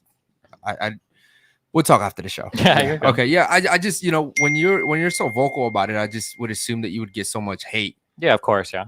Yeah. But I get hate about it. I do politics as my bread and butter, so I get hate about everything. I mean, as a lawyer who does OnlyFans, I get hate all the time too. I Y'all feel have like to- Yeah, deal but with it. you could kind of understand that though. Yeah, you Wait. deserve it So wait, because you're Persian. but okay? he can't. But so No, him too. Okay. No, him too. I mean, I said it at the beginning of the show. I've never seen a So man. yeah, no, I agree that when you do something that offends people or goes away from the norm like him and I are doing, then yeah, we get hate. And if we're still choosing to be online and make those decisions, then we probably don't care. I'm sorry. How old are you? 28. 28.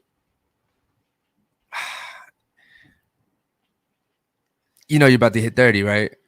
Yeah, 2 more numbers. Did you know that? Yeah. So like at what point in time do you plan on like settling down? You said earlier you didn't believe in long-term relationships. No, I said I don't like the idea of like a marriage where it's like, oh, till death do us part and stuff. That to me, a relationship doesn't have to last forever for it to be successful. Is all I'm saying. Do you want Wait, kids? what? Maybe, but if I do, it'd be late, like 35 plus. You have pets? No. You want pets? No. I guess What's your favorite? I don't know. Right? I couldn't see myself dating to like 70 and just casually dating until I die. I think we've established that you and I are like very different though. So I can't see myself doing probably any of the things you do, just like you can't see yourself doing any of the things I do, and that's okay. Right? Do you find it more difficult to let's say meet a man that wants to have kids with you because of the OnlyFans situation? No. Okay. Like I said, my type of guy, like I said this before, like there was one guy before, because I didn't even have Instagram. I was like the perfect woman for you guys, except for my values. And I think Stop I'm a the little cap. more educated than you guys would like. But like at that point, there was one guy, because I didn't have an Instagram, where he said, oh, I love you don't have an Instagram because I love that you're not like showing your body off, because so many girls that look like you are. And I never talked to him again. Like that's just not my type. What made you start the OnlyFans? I don't want a 9 to 5, and I wanted a lot of money. You weren't making a lot But- of money as a lawyer. Yeah, but 6 figures a year versus 6 figures a month is different. You make 6 figures Damn. a month. With only- Damn. I have really big boobs. Wow. And the real. Go 6 subscribe. figures, 6 figures a month. Holy shit. Yeah.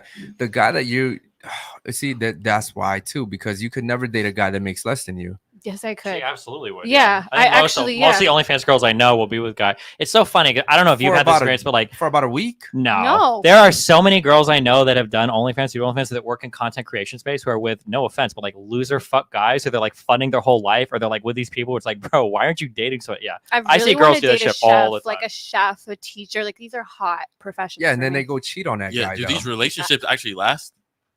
I mean, So- I don't know if we have a data set of OnlyFans creators and how long their relationships last, but I would say that I'm just as capable of being in a relationship as Do you are. believe that most girls date guys that make more money than them? Not anymore. I mean, no, I just told not you. for you, Oh. for them. I'm sorry, can you repeat that question? Do you believe that the majority of girls date guys who make more money than them? Yes. I do. Okay. Like when you actually look at the data, that's not true. Yeah, so most, half of households most girls right now, yeah. date girls. Most girls date guys who make who are in the same socioeconomic class. I think majority of women want to date up though. Yeah. What is that like based on? I think it's off of biology. I think women are naturally hypergamous. They want to find the best mate, the top guy. So as times have changed, though, there's been a lot of data coming in. Even David Buss, who's like the red pill like god for evolutionary psychologists or whatever, have found that now that women have entered the workforce, men actually rate women as more attractive when they make more money too. There's been multiple studies that have shown this.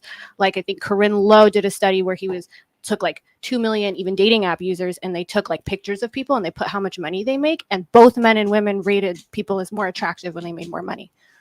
And there's like a 2010 there's been just like a bunch of studies that have been showing this recently. That men are more attracted to women That make nowadays, like with the way that the world is now, that men are also more attracted to women who are high earners or can make more money. and this is, you said this is a study done on This is dating multiple sites. studies. Multiple studies So the done on Corinne dating. Lowe one was David Buss, I don't think, but there's like a bunch that have been looking at this, and that even though it's still true that women care about it more, that men now, as things are changing, are starting to care about this too. I mean, think about it. If you're a normal guy and you want to start a family, and you would want somebody who can contribute to that, unless you're in. And your whole life is better. Yeah. You can travel more. You can afford a bigger house. You can move into cities better. There's like, yeah, everything is better if your partner earns And then more people money, right? typically do date across, like what he was saying. So Yeah, like, but that's still hypergamy. how's that hypergamy? Because hypergamy is like a woman dating across or up on the social Well, sexual men hierarchy, also correct? date across, and now they want to date up sometimes too. If you actually look at even education, for instance, that Yeah. hypergamy is completely out. Yeah, Like but when- he's saying that women typically don't date down, because if you're making 6 figures a month, right? Mhm. How many men are making 6 figures a month? You said you dated teacher.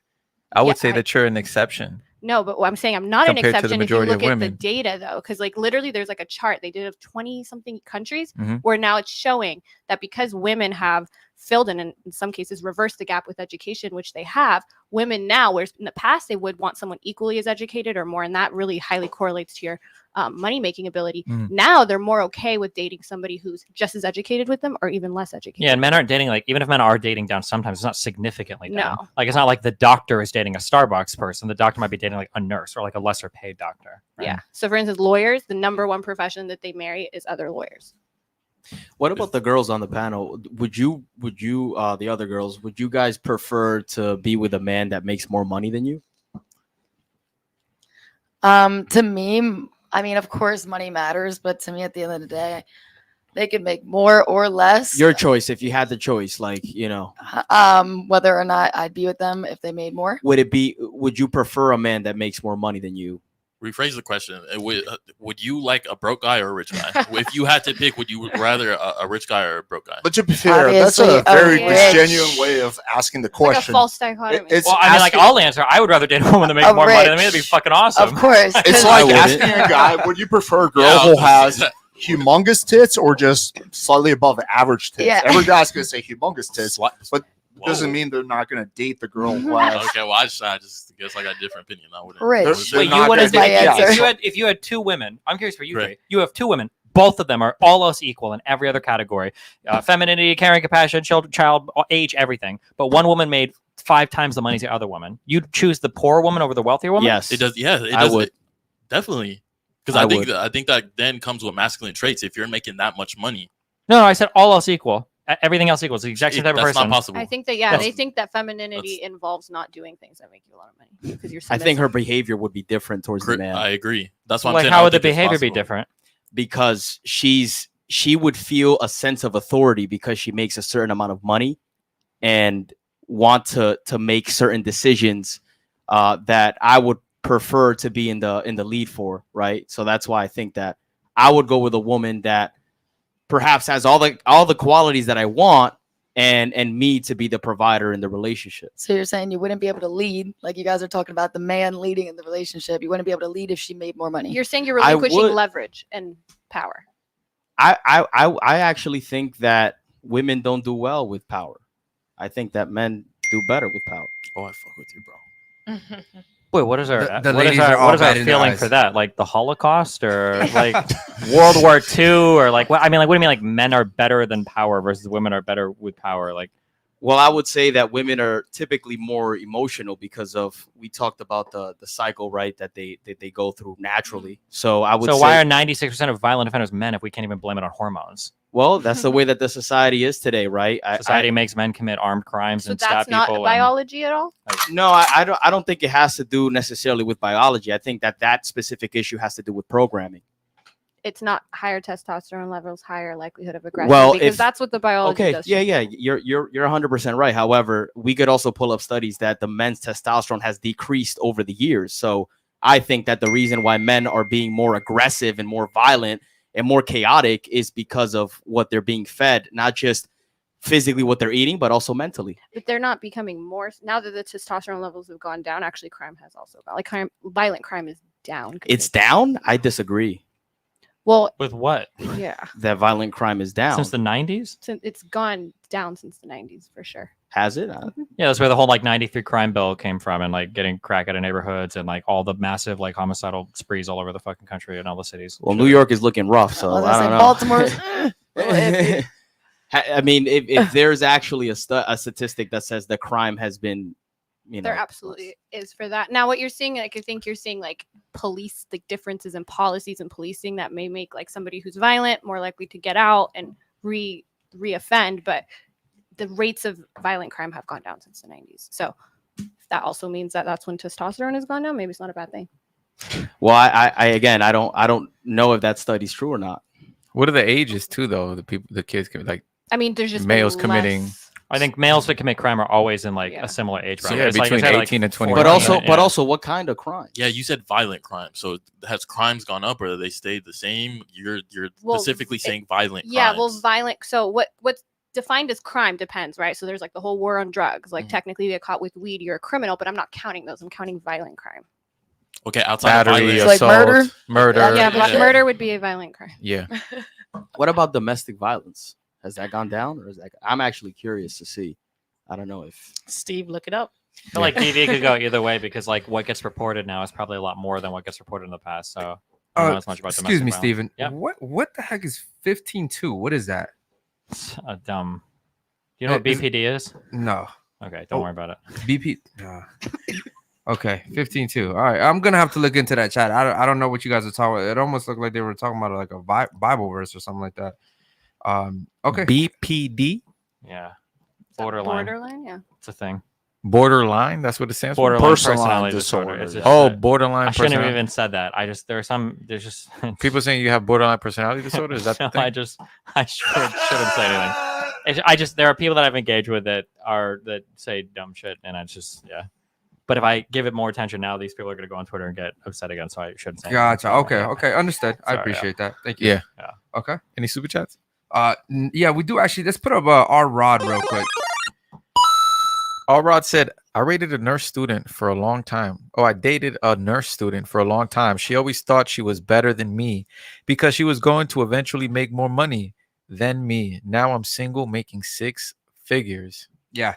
Shout Listen, out to man. you. Shout out to you. Let's go ahead and read Michaela's. real quick. Michaela said, Montana. Michaela Montana said, if men value puberty, how come Purity. Yeah, purity. How come? Hopefully they're valuing purity. Okay, Jesus. If men value purity, how come the highest valued men aren't married to virgins? No celebrity millionaire, red pillar, etc. are married to a virgins. Alex is really reading into it over there. Red pillar is married to a virgin. Yeah, it's a fair question. I think it's more for. I think this you side, guys but- kind of fix that by changing your definition of high value. I think this is a pitfall for a lot of red pillars, as they say, oh, status and money, but then this question. Well, we don't identify with Yeah, the that's labels what given I'm to us by our oppressors. Do y'all And think we don't we're do red drugs. pill? Oppressed. Yeah. I think you hold there's a lot of overlap between you and the red pill community. I But think we if you just hold had a- traditional values, I would argue. And then I don't necessarily tie virginity to purity. Also, I think purity has a lot more to do than just a woman's virginity. It could be a woman's morals, it could be a woman's values. Because I think that for example, let's say a woman lost her virginity to a man and she had all, she wanted to be with this man for the rest of her life and things didn't work out. That doesn't necessarily mean that she's no longer pure, I guess. So I would disagree with you, Miss Montana. Yeah. I would also say that it's not that easy to find girls that are virgins unless you meet them like when you guys are in fucking middle school, you know what I mean? And then you guys just start a relationship and grow together. Nowadays, I would say it's maybe more uncommon to meet girls that are virgin over the age of 18. Yeah. Yeah. How many virgins do you guys are actually out here in Miami? I mean, We had 2 the other day. here in this table? Yeah. Yeah. 2, but there were 18. We had 2 in one show. My Yeah. best friend is a virgin. Yeah, so- she We had 2 virgins. at 2 this table? virgin. One was 19, one was 18. Where was I? And then the girl said that one night stands are okay. And then Hector started going on. Yeah. Oh, the fat chick. Mhm. Okay, yeah. Where were the virgins? She was right here. The girl Her right with- there? with The the TLC TLC look. Oh no, see, a lot of these girls, I don't even know if I believe them, to be honest. man. No, they were 18, 19. You can't dress like that, and then I don't know. You I gotta mean, check maybe. the hymen. That's crazy. Yeah. That's crazy. I personally, I'm not from here. I'm from Baltimore, so I'm from Maryland. The Me DMV. too. You from the DMV? Mhm. Oh shit. Okay, shout out to you. Yeah, yeah. And I came here, man. I was blown away. I don't even have a full year here yet, and I was blown away. The lifestyle here is different. The women are fast. The women here want to have sex with me more than I want to have sex with them. Damn. Miami's crazy like that. So, and you too. How'd you feel about that when you moved down here? Yeah, Miami's definitely a different world. Women want to have sex more than with you? me? Yeah. Fuck no. Oh no, they don't. The crowd. I do way better in places like California. How old are you, I live Steven? on. I'm 34. 34. But I live on like Miami Beach. This is like clubs, parties, all this shit. I'm like a goblin that screams at my fucking computer screen all day. Like it's not my crowd at all. In California though, it was a lot easier, even without my streaming shit on my Tinder, because that was when I was trying to meet people that weren't associated with the online world. It's just my type of crowd in like Southern California way more than out here, especially like in Miami Beach. Yeah. Okay, cool. Shout out to you guys, man. And you're 28. How old are you, Alex? 33. 33. Okay, real quick before we get out of here, man. Do you guys have any questions for anyone on the table here? Anybody? I actually have a question for Steven. Two questions. When you first started going out with well, you guys are married now? Yeah. She's your wife? Uh-huh. That it wasn't an open relationship at first, or was it? Yeah, it started off that way. It was. Okay. So as soon as she started maybe sleeping with other guys, did her behavior change towards you? No, I don't think so. That's interesting. She already knew what it was, type thing. I think that's why it didn't change. She'd already been in an open relationship prior to me, so yeah. Okay. I noticed you don't wear a ring. Also, like, are you guys like legally married, or just do you guys say it? Or It's kind of complicated. So when we first met, we basically tried to get married after knowing each other for about a year. Neither of us are like strong marriage people, but she's Swedish, so obviously if we're dating, we want to like live together. So we had to do the whole marital process. But like I think it took us like 3 years to get married because the immigration shit over COVID was so unbelievably fucked. So it took us a long time to get married, and we finally did. But then obviously our feelings have changed and whatnot. I think it'd be cute to do like a ceremony with rings and everything. We just haven't like gotten around to scheduling it yet. But I don't know, like if we both lived in the US, I don't know if we would get married if that's the type of stuff we're into. Yeah. Oh, so like government marriage, like y'all wouldn't go to the courtroom and stuff like that, or y'all would just Probably like not, sign. but I think if we had children, then for sure we would. But absent that, I'm not 100% sure. I thought you guys had kids. I have a child from a previous relationship. Oh, was that an open? No, Yeah. definitely not. No. Yeah, that's another thing too. Like, would you stop being open if you did have kids, or is that something you wouldn't care if your kids saw growing up? I think all of us have difficult questions around online content, because like I've said a lot of crazy shit online. Like my kid thinking that I'm like a slut or whatever is going to be like way below the list of things that I'm worried about in terms of all the crazy shit I've said regarding political stuff, social stuff, everything else. I think that like logically, if you have if me and Melina were to like be like, okay, we're gonna have like a kid or two or three, we're gonna do this. Like all of the extra sexual stuff would probably just naturally kind of slow down because you're like more focused on doing family stuff. Like it's unlikely that like, she has a kid. I'm like, all right, well, good luck with the kid. Like I'm gonna go fuck some chicks now or whatever. Like that's probably not gonna happen as much. So I'd expect to see it slow down quite a bit or disappear altogether, depending. And you're not married, right, Alex? No. To your girlfriend, and you're not either, right? Or relationship, yeah. Wow. Yeah. Okay, guys. Interesting. I want to thank you guys for coming today, man. You guys were a great panel. Any closing statements before we get out of here? Thank you for having me. It was a pleasure. It was fun. Yeah, you were super cool. Thank you so much for coming today. Ashley? Oh, I love it here. So Okay. Steven? Thanks for having me.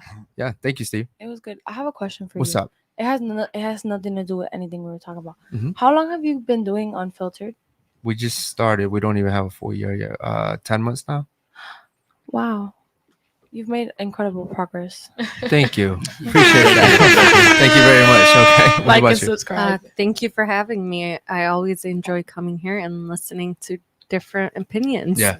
It's amazing too, because we went from kicking out strippers, porn stars, OnlyFans models, prostitutes, and now we like the panels are just a lot more mature now. Yeah. It's crazy. People know how to I do conduct themselves OnlyFans. now. Well, yeah, Am I but immature? no, it It wasn't. But you didn't get kicked out. yeah, So no, that's what no. matters. These They were like are you young, from here? Are you immature. from Miami? No. Okay, cool. That's probably why. Yeah, no, these were Miami OnlyFans creators. I mean, I got a cut in my face once. I've been Oh. spit on. I've been Oh, punched. okay, yeah. Yeah, Okay, yeah, So it's- you're it's- talking about that bit. Yeah, yeah. No, Okay. it was crazy. It was some crazy. That happened here. Like you Yeah. got punched. Yeah. I've been put. Yeah, and the problem is, I'm a feminist, so I believe in equality, and so I tell them to get out, and sometimes and that's another thing too with women is I had a woman sit here, she threw the microphone away, she threw the headset, she's destroying equipment, and there's nothing I can do because she's a woman. Equality, you could have. But that's what I mean. Is I believe in equality. You destroy my shit, I should be able to punch you in your face, right? But like then we're online and everybody's like, oh, you're not a man because I just feel like women can kind of get away with so much just because they're women. And as a man, it's just like, oh, bro, yeah, go ahead, break my mic, yeah, go ahead, break the headset too, and please leave whenever you're ready to go. So, wait, people are saying you're not a man because you didn't like knock out this chick? No, people are saying I'm not a man because I wanted to knock out the chick. Right? Gotcha. Yeah. You need like pepper spray or something. Well, yeah, I mean, we've thought about hiring a security guard, just to like. No, I'm talking about a woman. I want like a woman to just drag these chicks out of here. Yeah, you just give her a purple nurple and you're good. Yeah, but that's so. But we went from that to this, which is so much better. Yeah, so much better. And shout out to you. You are an OnlyFans creator, but see, at least you're respectful. Thank you. So we can disagree on everything, but what about you? Closing statements. Go ahead. Yeah, man. I mean, I appreciate you having me on the podcast. And I think that this was a very mature conversation and discussion that we had. And I think that it was more progressive than most of the other content that I see out there where everybody's just attacking each other, not really giving each other the time to understand each other's viewpoints before actually moving forward and making their points and making their statements. So I really appreciated this one. Yeah, I appreciate you. I don't think anybody tried to change anyone's mind. Yeah, we were. I think we were trying to just have a conversation and educate each other. I'm gonna be honest. Some of you guys, I'm gonna go home today and look some stuff up, man. You guys are. I mean, I wouldn't say you changed my mind on some things, but at least you guys did get me thinking. I'll say that. What about you? Go ahead. Yeah, no, thank you for having me on. And even you saying that means that you're actually doing this in good faith. I mean, I have been kicked off before, even though I've been just as respectful for just disagreeing on other podcasts, and I don't get that energy here. So I think it's a good show. Okay, appreciate it. What about you? Yeah, I'll be honest. This was way more chill and respectful than I thought it was going to be, but it was nice. What's I the enjoyed word on the block? I think the only clip I've seen of you guys was you kicking somebody yeah, out. Yeah, exactly. That's the only thing I've ever seen. Yeah. He's having a good day. Yeah. I'm having a really good day. But yeah, it was a fun discussion. I think we should probably do part 2 where we just do a straight up debate. Like we just, because there's a few topics that I was thinking would be good, but it didn't really get into the conversation. But yeah, I enjoyed my time and thanks for inviting me. Yeah, no, we'd love to have you back, bro. Yeah, honestly, for sure. yeah. So I want to thank you guys, once again. Guys, make sure you guys like the video, man. Subscribe if you haven't already subscribed. Once again, appreciate you guys coming. Thank you so much. We'll see you guys on Sunday night, man. For Sunday night. So peace.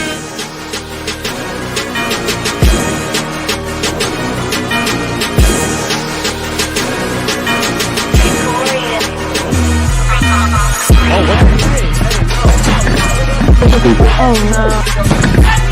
I would have touched you with a fucking stick. Oh,